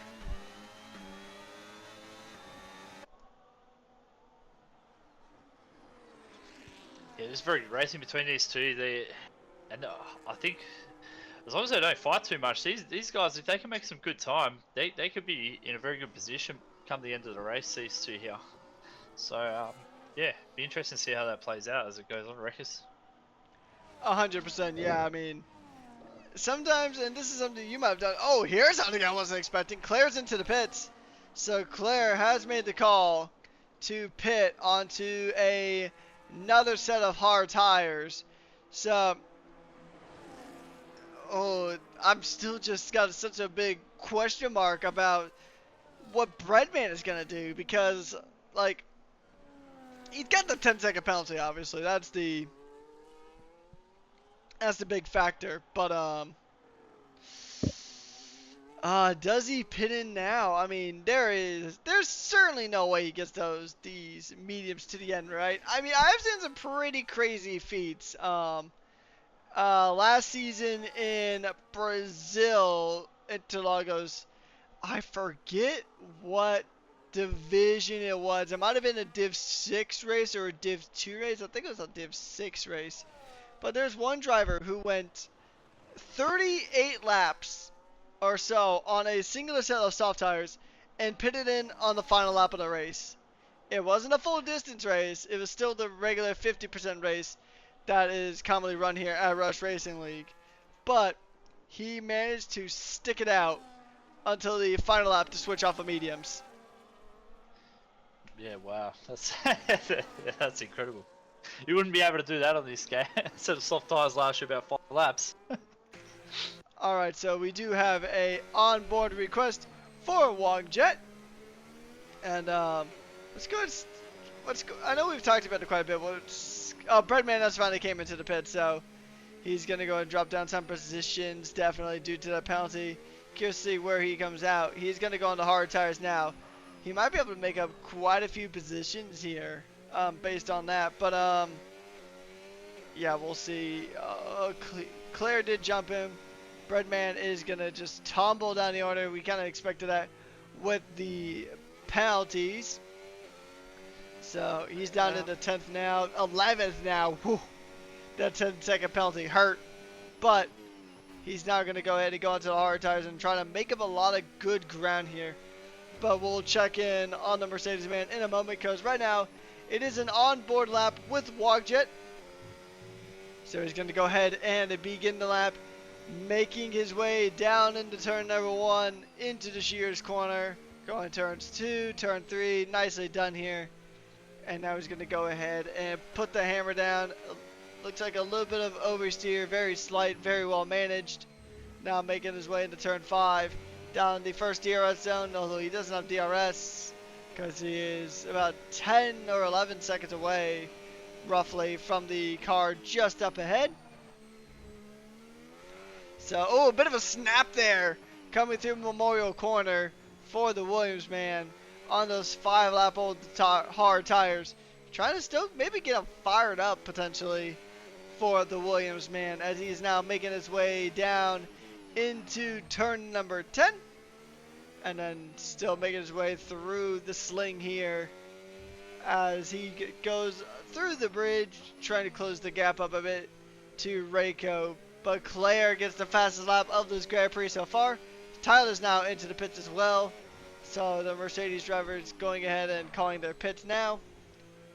But returning to the Williams, he's going to exit turn 14 into 15. And now he's going to go ahead and go down this run nearby the Ferris wheel as he gets ready to go under the overpass.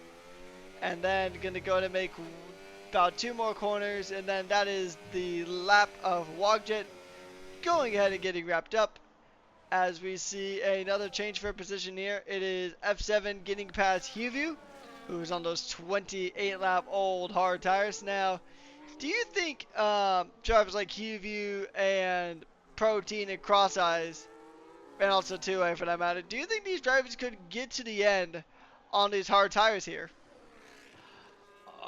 I don't know if they can stretch them out that far. I think they'd be losing too much time. Expect these guys to come in and pit at some stage. I also noticed that F7 picking up a 3 second, which is going to be pretty costly because he looks like he's going to be in a decent position.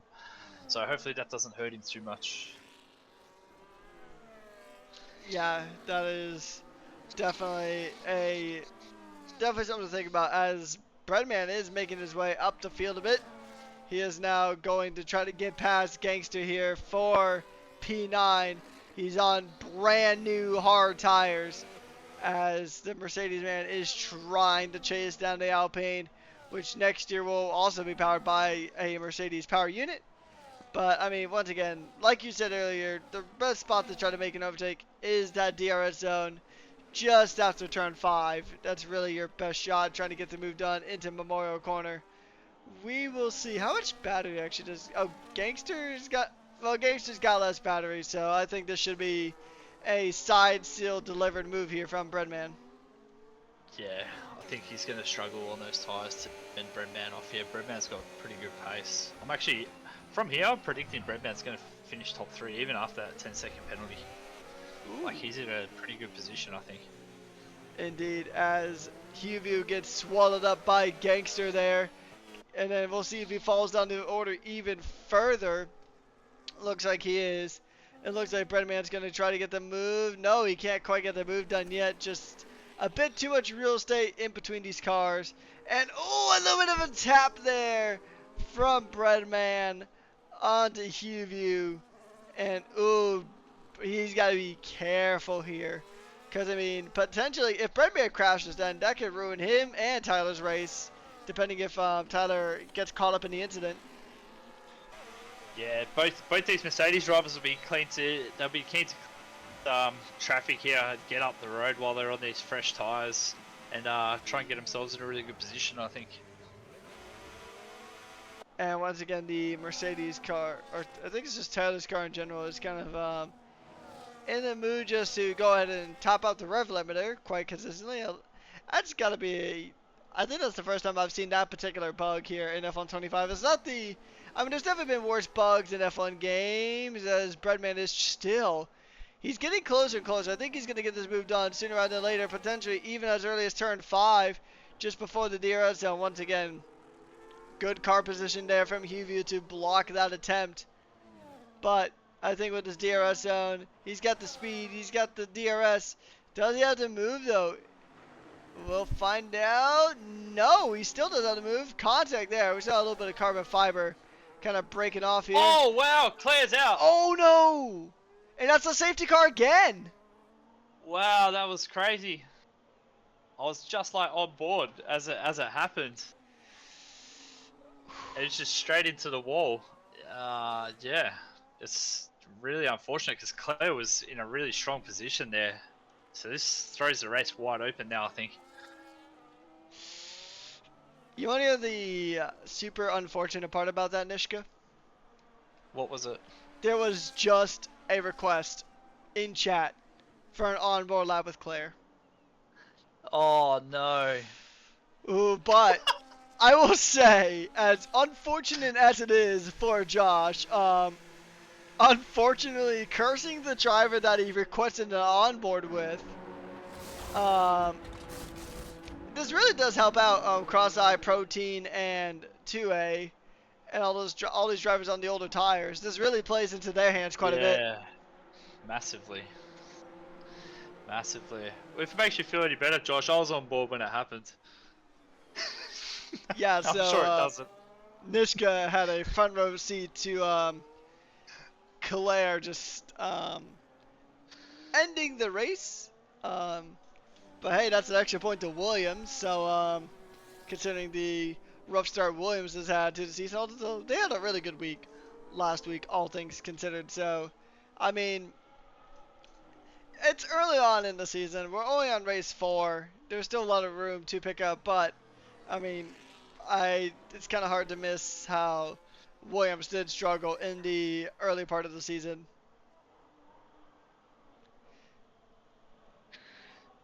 Well, this has thrown this race wide open now. Like, we're gonna have maybe 15 laps to the end. We got guys on fresh tires, guys on old tires. This is gonna be a crazy finish, I think. Yeah, I mean, Red Bull was in a pretty good spot in the overalls, but the double DNF really hurt. I mean, Hennessy was out like lap 1, getting absolutely drilled into the wall, and then Claire just had a moment of her own. But so that's gonna hurt Red Bull 100%. So I think Sauber might have got away with it just a bit, considering that I think Red Bull was the biggest rival to Sauber in Division 4. Let me go ahead and double check that statistic really quickly in terms of the constructor standings. Yes, that is correct. The next closest rival to Sauber is Haas, but I think just by sheer ability to keep it out of the wall and keep out of being put into the wall, I think Sauber just might retain the constructors lead after Singapore, but boy, it's gonna be close going into Miami.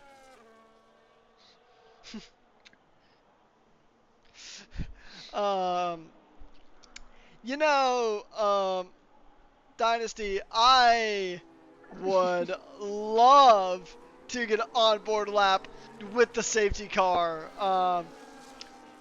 Tell EA to bring that feature back when you could just do hot laps, the Pirelli hot laps around in the supercars and the safety cars. Tell EA to bring that back for F1 26, and then we could probably do an onboard lap with the safety car.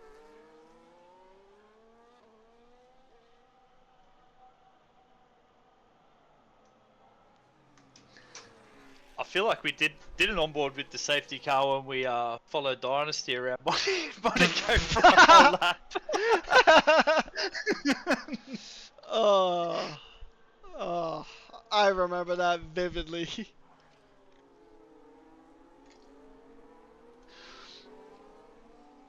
Well, if it's any consolation, oops. I believe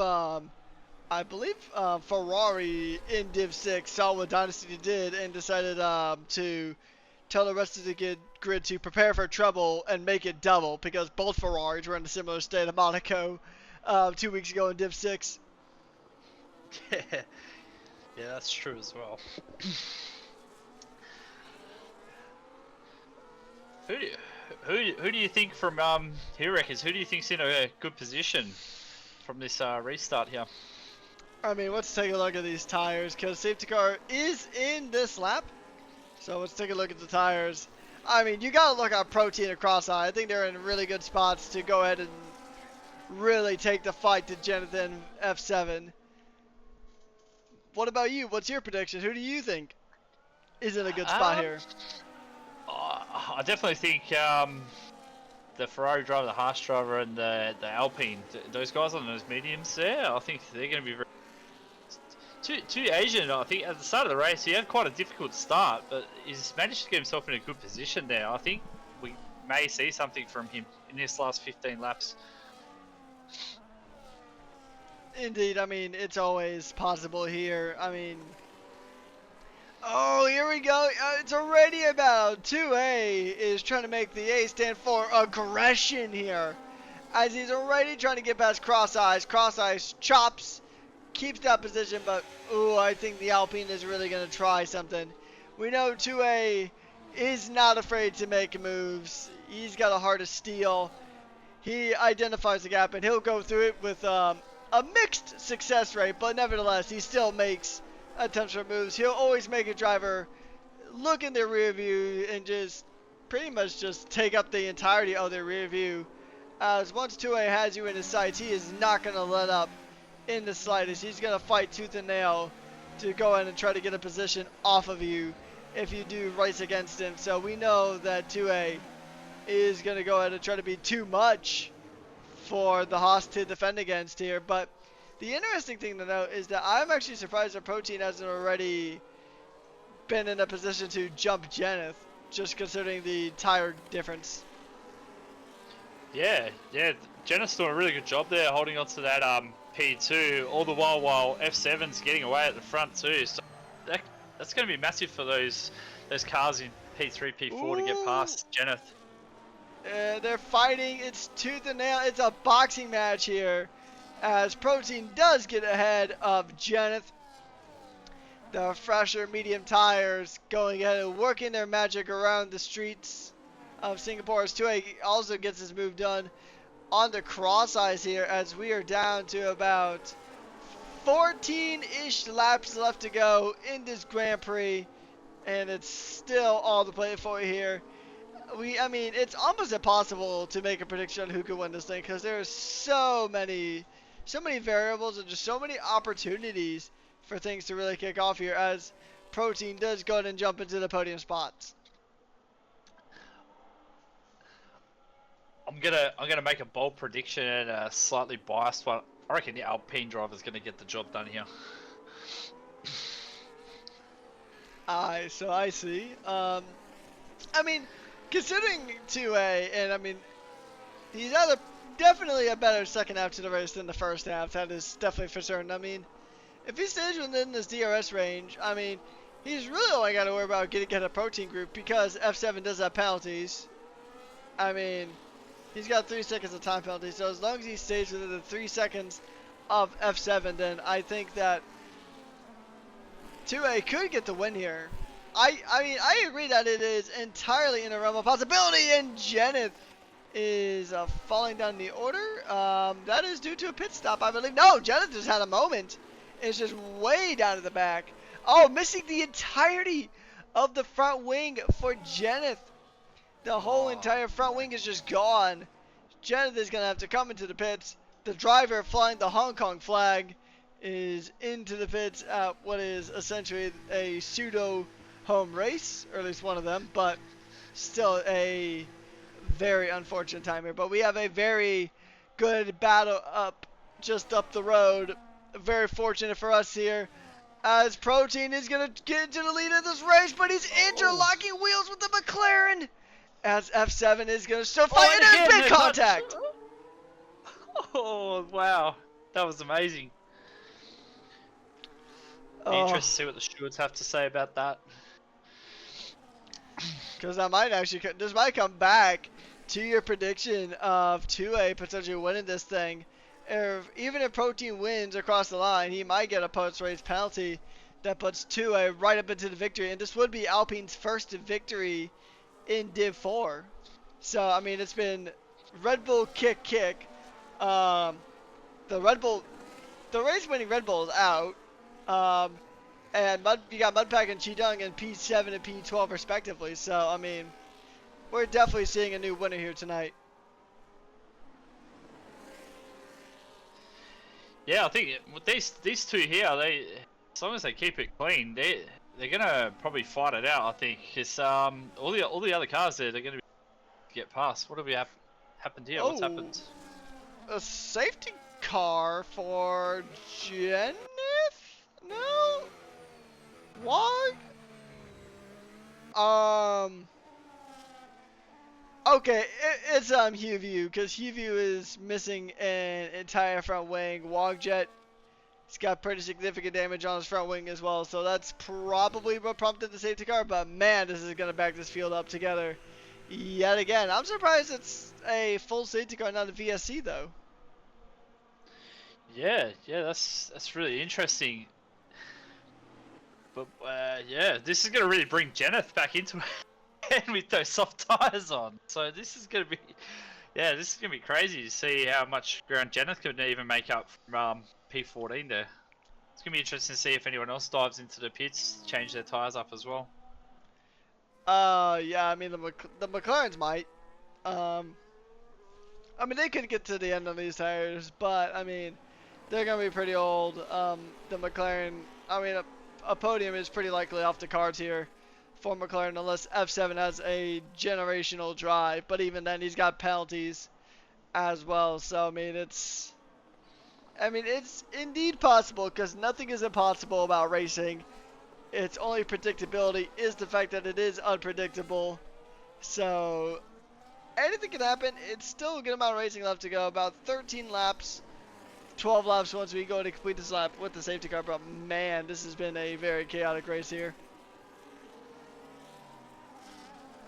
Yeah, this is gonna be real interesting. Just that question over track position, over whether how much time you can make up by going onto those softs to finish this race.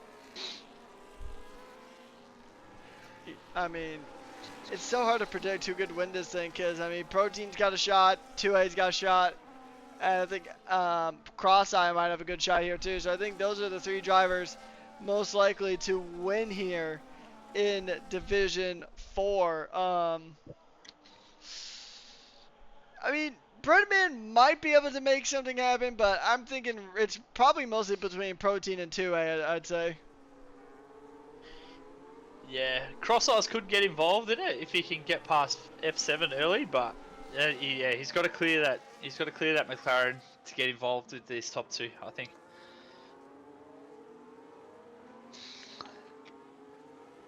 And also just considering how tricky it was earlier for some drivers to actually get past the McLaren of F7, it's gonna be easier said than done to actually get a win here from Cross-Eye's position.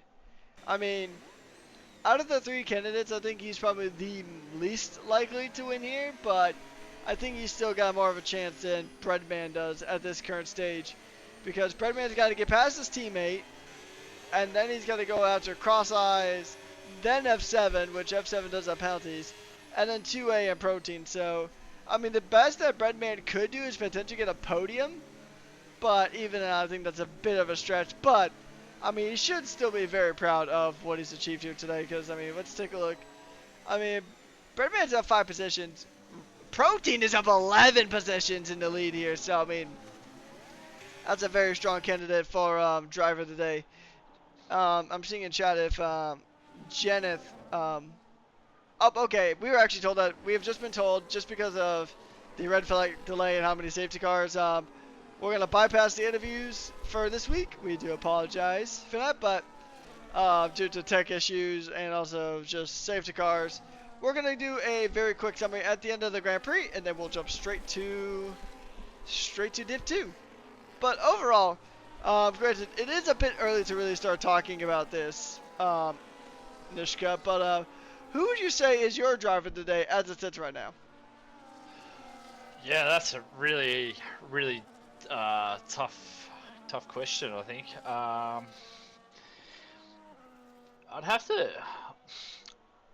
I'd almost have to, yeah, you'd have to say the Ferrari driver's doing a great job in P1 there. He's done a really good job. Maybe also the Haas driver of Cross Eyes, maybe. Let me just check. I mean, I could see a few pretty good candidates here for driver of the day. I could see some pretty solid ones. Protein Group is a pretty big one there. I mean, up 11 positions to be in the lead of the race with 10 laps to go. You could also say the GM Reigns had a qualifying ban that was served, and then he's still up 11 positions. I mean, Breadman for making up 5 positions and even being this competitive in a Division 4 race when his last race was in Div 6. I mean, I would say those are probably the most likely candidates as it sits right now. But I mean, it's been Yeah. really good drives across the board. I mean, Tyler's had a good drive, Yeah, 2A's had a good Tyler, thank you. drive. I think you'll find like with I think with Reigns, once this restart happens, those 26 lap old hard guys, find he will lose some positions there.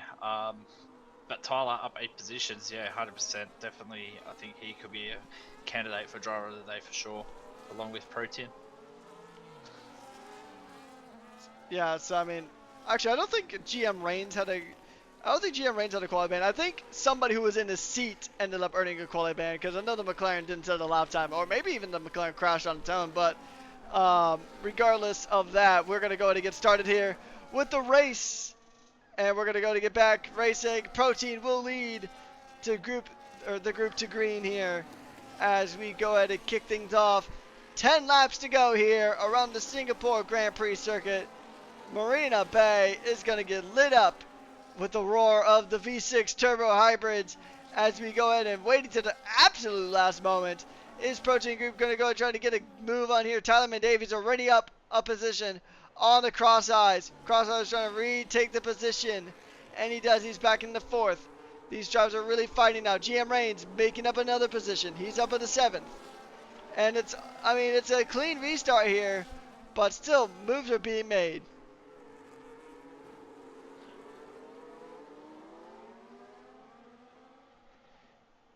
And actually, apparently Tyler overtook before the racing line actually started, so the maybe contact at the back. Haihivu. Ooh, yeah. He's already missing a front end plate, so that's pretty rough. I'm pretty sure. I think we've actually reached the amount of safety cars we could have in a single race. So I think if any other big accidents happen, it might just be a VSC, which still can spice this race up, but we'll see how this plays out. But taking a look at the front, it is 2A and Protein Group pretty much in a very good battle here. And this battle's really going to kick on once that DRS kicks in, especially once we get started with lap 54 out of 62. Still going to allow these drivers to deploy the battery even before DRS is enabled this coming lap. But man, I mean, what a Singapore Grand Prix we've had here in Div 4. Yeah, this has been an incredible race so far. It's yeah, still plenty to play out too. 8 laps to go.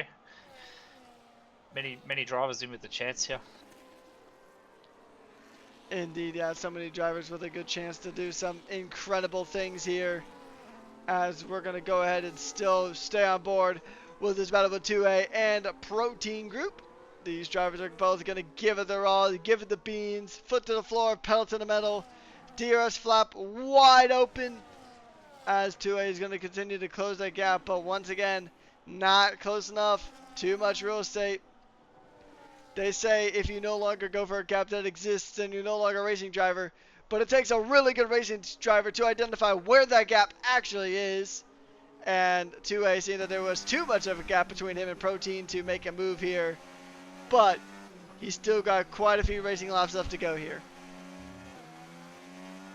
I'm just on board right now here with Cross Eyes. He's all over the back of F7 here, trying to get this move done. He looks to go up the inside. I think he's finally going to get a better exit here, and he's going to get it done. It certainly looks like it, and he does get the move done. Is it going to stick? It looks like it is. But is Tyler going to go ahead and have a go at the McLaren on the, well, tires that are basically double the age of Tyler's. Tyler's going to try to go ahead and stay on the back of that McLaren. He's going to give a good chance to Breadman for potentially eyeing up a podium here as GM Reigns drops a few positions. This is a big collision there between him and the kicks. And oh my lord, I think I just seen an airborne McLaren. Oh. And that is another safety car. This is incredible. That McLaren was flying. It was. We got a little bit of that on board at the moment, but man, I actually need to drink water. This is the official Rekka's hydration check, everyone. So be sure to go ahead and get some water, cause I could probably safely speak for Nishka here, but man, I need a drink of water. Hey, I would have got a little refill just before bed. It's an enduring race for the drivers, but also for the commentators. Yeah, who needs, like, some people, when they want to increase, like, their lung capacity, they do breathing exercises, they go on jogs. For some crazy fools, I've heard that some people actually play Just Dance for their training when it comes to their lung capacity.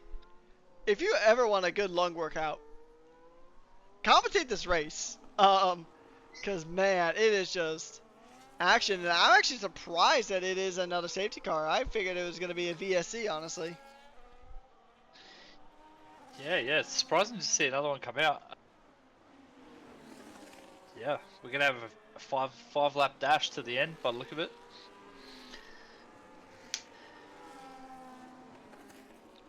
Okay, so I did get clarification that Reigns crashed in qualifying, although I believe his teammate had a quali ban that he was serving here. So once again, I'm not steward. Those in charge will have to take a look at the rulebook and see how that plays out. But regardless, I mean, starting from the back of the grid, making your way up, it was 11 positions last I checked. So Tyler's in the pits. He's going to drop down the order. Breadman is actually, I think now Breadman has a better chance at least of getting a podium now, considering the safety car. But it just really depends if those mediums fall off. If the mediums fall off, then Breadman's got a bit of a chance of winning here. But if the mediums don't fall off, then it's really a 3-horse race between the Ferrari, the Alpine, and the Haas. That was an interesting decision to me for Tyler to pit there. He must be confident that he's going to make up enough positions with the little time that we're going to have left on those soft tyres. So it's going to be interesting to see how that one pans out for him. I mean, if all those, you can grab that fastest lap point because, I mean, as long as you finish this race, you're going to get points in general because we have less than 15 drivers finishing the race. But, I mean, you could go for the fastest lap just to get an extra little point for your team. And, I mean, especially with how tight all the championships are here at Rush Racing League, and particularly this season, because this season has been hyper competitive. And, I mean, that's a very high bar considering how high the competition level is here in Rush. Anyway, I know you can attest to that because Div 6 has been a pretty spicy division to watch in terms of just the level of battling and just how hyper competitive you guys are over there. But I mean, it is so crucial to get every single point you possibly could. Yeah, that's it. Bring the car home, get as much points as you can, whether it's the fastest lap. Yeah, doing everything you can for the team. That's what I'm sure. That's what everybody's TP is looking for. So, yeah. Taking a look at penalties here. So 3 seconds for F7, 3 seconds for Chidong, 9 seconds for Tyler, and then 6 seconds for GM Reigns. So that is pretty much 4 penalties here on the circuit. We have had 6 retirements here in this Grand Prix.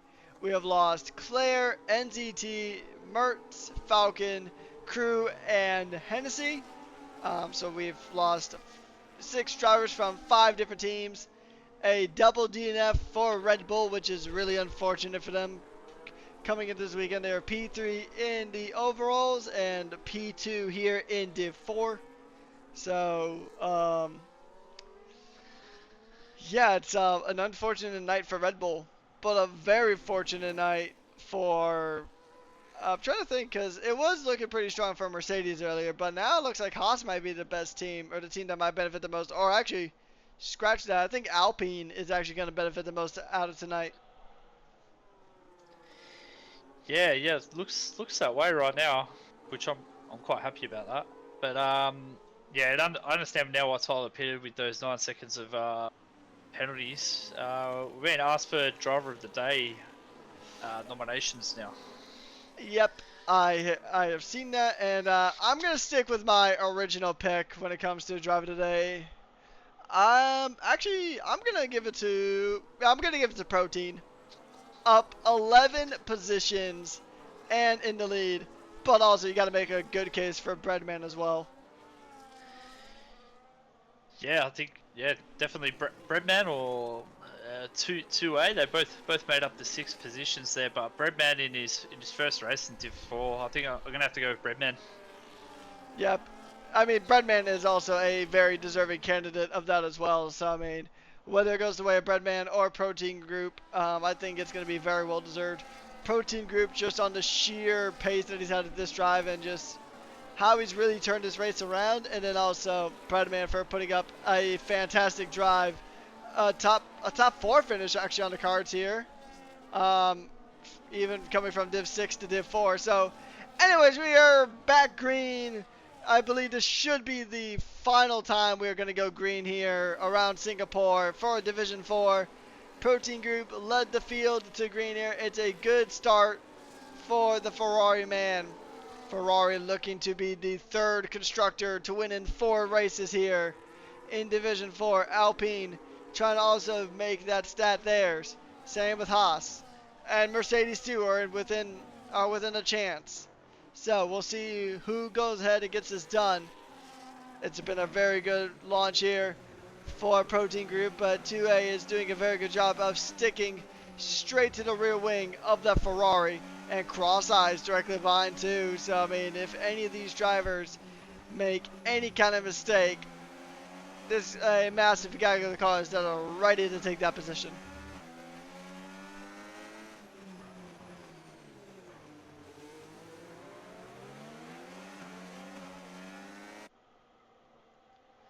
I mean, this has been a very fantastic race here, ladies and gentlemen. And just to think we have more racing coming up after this. I mean, we have Division 2 directly after this. So after we go ahead and finish off the race, we'll give a quick little summary and then pass over to the lads doing Division 2. And I mean, we already had 58 laps of beautiful racing action here in Singapore, and you guys are about to get 62 more after this race. But yeah, just taking a look here, I mean, it's going to be a fantastic battle between Protein and 2A. I think this is going to be the battle of the night, because these two drivers with nothing left to lose and everything to gain, they're going to fight for the win here. It is going to be absolutely brilliant stuff, and I mean, you're not going to want to miss any of it. And you're definitely not going to want to miss the end of, or sorry, you guys are definitely not going to want to miss this next race coming up. It is SJ and Jay Tuzi going to be in the commentary box to take over for Division 2. So, 2 fantastic commentators. You guys are going to absolutely love that. And hopefully the racing will be as fantastic as it has been here. It's been chaotic. It's been high impact, high drama. But now it all comes down to this. Soon to be the final 3 laps of the Grand Prix. It is going to be a massive shootout between 2A and Protein Group. Cross-Eye still within the realm of possibility of getting a win here. But man, it's going to be tough to predict. Yeah, Protein's doing a good job, but I feel like 2A is going to make a move here sooner rather than later. So what's your predictions as we enter lap 60? I was just noticing there, like 2A looks like he's been trying to save a little bit of back there. He's right on the back of him here. I feel like he's going to look for a move through Sector 1 there after Turn 5. He's just been saving that battery. Indeed, yeah. So we're going to go take a look at Pens here. But yeah, you do bring up a good point. 2A looks like he is trying to save up some battery. Take a look at... Actually, Protein's got a lot more battery. At least initially he had more battery. About 60% battery for the Ferrari, man. So both drivers trying to go ahead and harvest as much energy. I think they can only get about 2 kilojoules per lap of that energy back into that battery in this hybrid powertrain. So, I mean, you really got to try to make the most of it. And then they're going to 100% burn it like they're playing Need for Speed with nitrous down in lap 62. Yeah. With that penalty to F7 too, Breadman's gonna be on for a P4 there, especially with Gangster having the 3-second penalty too. Like, so that's a really good drive for him for his first drive in D4. And Enrico, after a tough start with the drive-through, he's going to be in a decent position too with these penalties. He could push up to P5 there. Yeah, it's all possible here, and I think he actually will jump up into P5 here. Yeah, because I think definitely he's going to jump up. Just trying to do the mental math in my head. And Tyler directly behind him, he's got 12 seconds of penalty, so that's not going to... Actually, the 2 cars directly behind him have 15 seconds of penalties combined. So Tyler and Chidong probably won't be a factor here, as we see a very good battle here in the back. But we're going to turn up attention back to the battle up front. The Alpine driver shaking for a move. 2A gets the move done. He is in the lead of the race on the penultimate lap of the Singapore Grand Prix here at Rush Racing League Division 4. But Pro Team was thinking about setting it up, but just not enough real estate. Well, that's some nice tight racing there. I'm not sure if there was a little bit of contact maybe on the exit of that corner, but that was a very good move there from 2A. And he's got a little bit of a gap now too.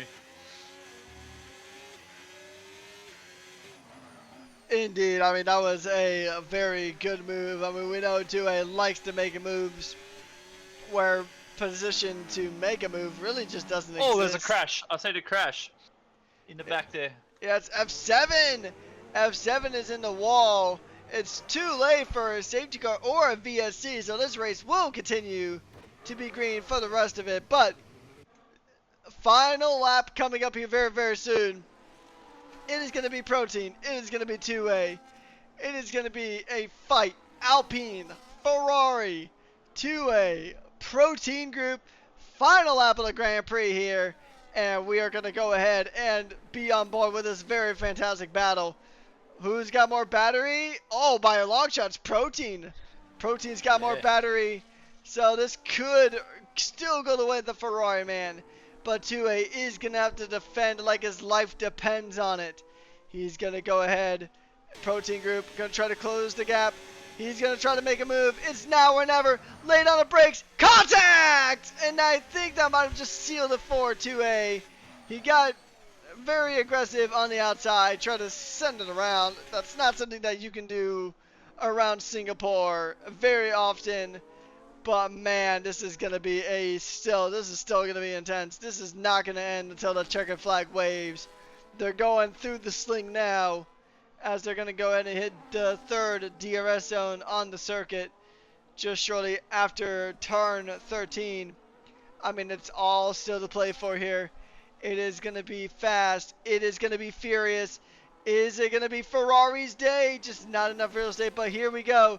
This is really the last chance that Protein Group has. The gap is close. 0.3 of a second. Can he send it? Protein, and deep down the inside, Protein Group gets the move done at the last possible second. There's a bit of a snap there from 2A, and through trials and tribulation, after making up 11 positions, Protein Group wins the Singapore Grand Prix in a fantastic style. Whew. That was a great late move there from Protein. That was very nice driving. That was a great last lap from both drivers there.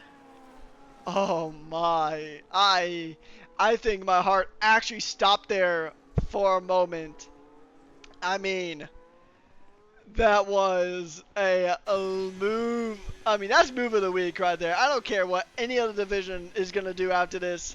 Protein Group, what a drive from the Ferrari man. Oh, that's a very well-earned win here from Protein Group. I mean, yeah, that was a great drive from him. He was out in the front most of the race, and then to get that move done at the end there, that's fantastic driving. Well earned. Yeah, well earned indeed. We're going to go ahead and take a look at our standings really quickly here as we go ahead and see just the fastest lap actually did go to Protein as we go ahead and get slapped with the communicating with online services. So we're going to go ahead and take a look at the final results here. It is Protein Group, the 2A, the Cross Eyes, Breadman, Reiko, and then we have Gangster, Hueview, Chidung, Jeneth Lee, Wogjet, Mudpack, Telemann Davey, F7, GM Reigns, Claire, NZT, Mertz, Falcons, Crew, and Hennessy, with the drivers from P15 down to P20 being our only DNFs of the night. I mean, I say only, but still, I mean, 6 DNFs is a bit of a chaotic one, but overall, I mean, what are your thoughts on how this race played out? Yeah, it was definitely chaotic. It was exciting. That was very very exciting. Yeah, it's a lot. So it's 100% Singapore. Yeah, I think safety cars and that were to be expected. So that was, I think, for the most part, like most of the drivers done a really good job. Yeah, yeah, I was excited. It was good. I enjoyed it. Yep, and then just gonna wrap things up here. Breadman did win Driver of the Day with 10 votes to 3. So yeah, that is gonna wrap things up here in Division 4. Unfortunately, no interviews tonight because we got to go ahead and send this over to Division 2 to go ahead and get started. Once again, on behalf of Nishka, my name is Patrick Coleman, aka Rekis. We've been your hosts and commentators for tonight's fantastic Grand Prix. We will see you back in Division 4 next week, but in roughly about 20 minutes time, we're heading over to Division 2. So thank you guys so much for tuning on in, and have a great night.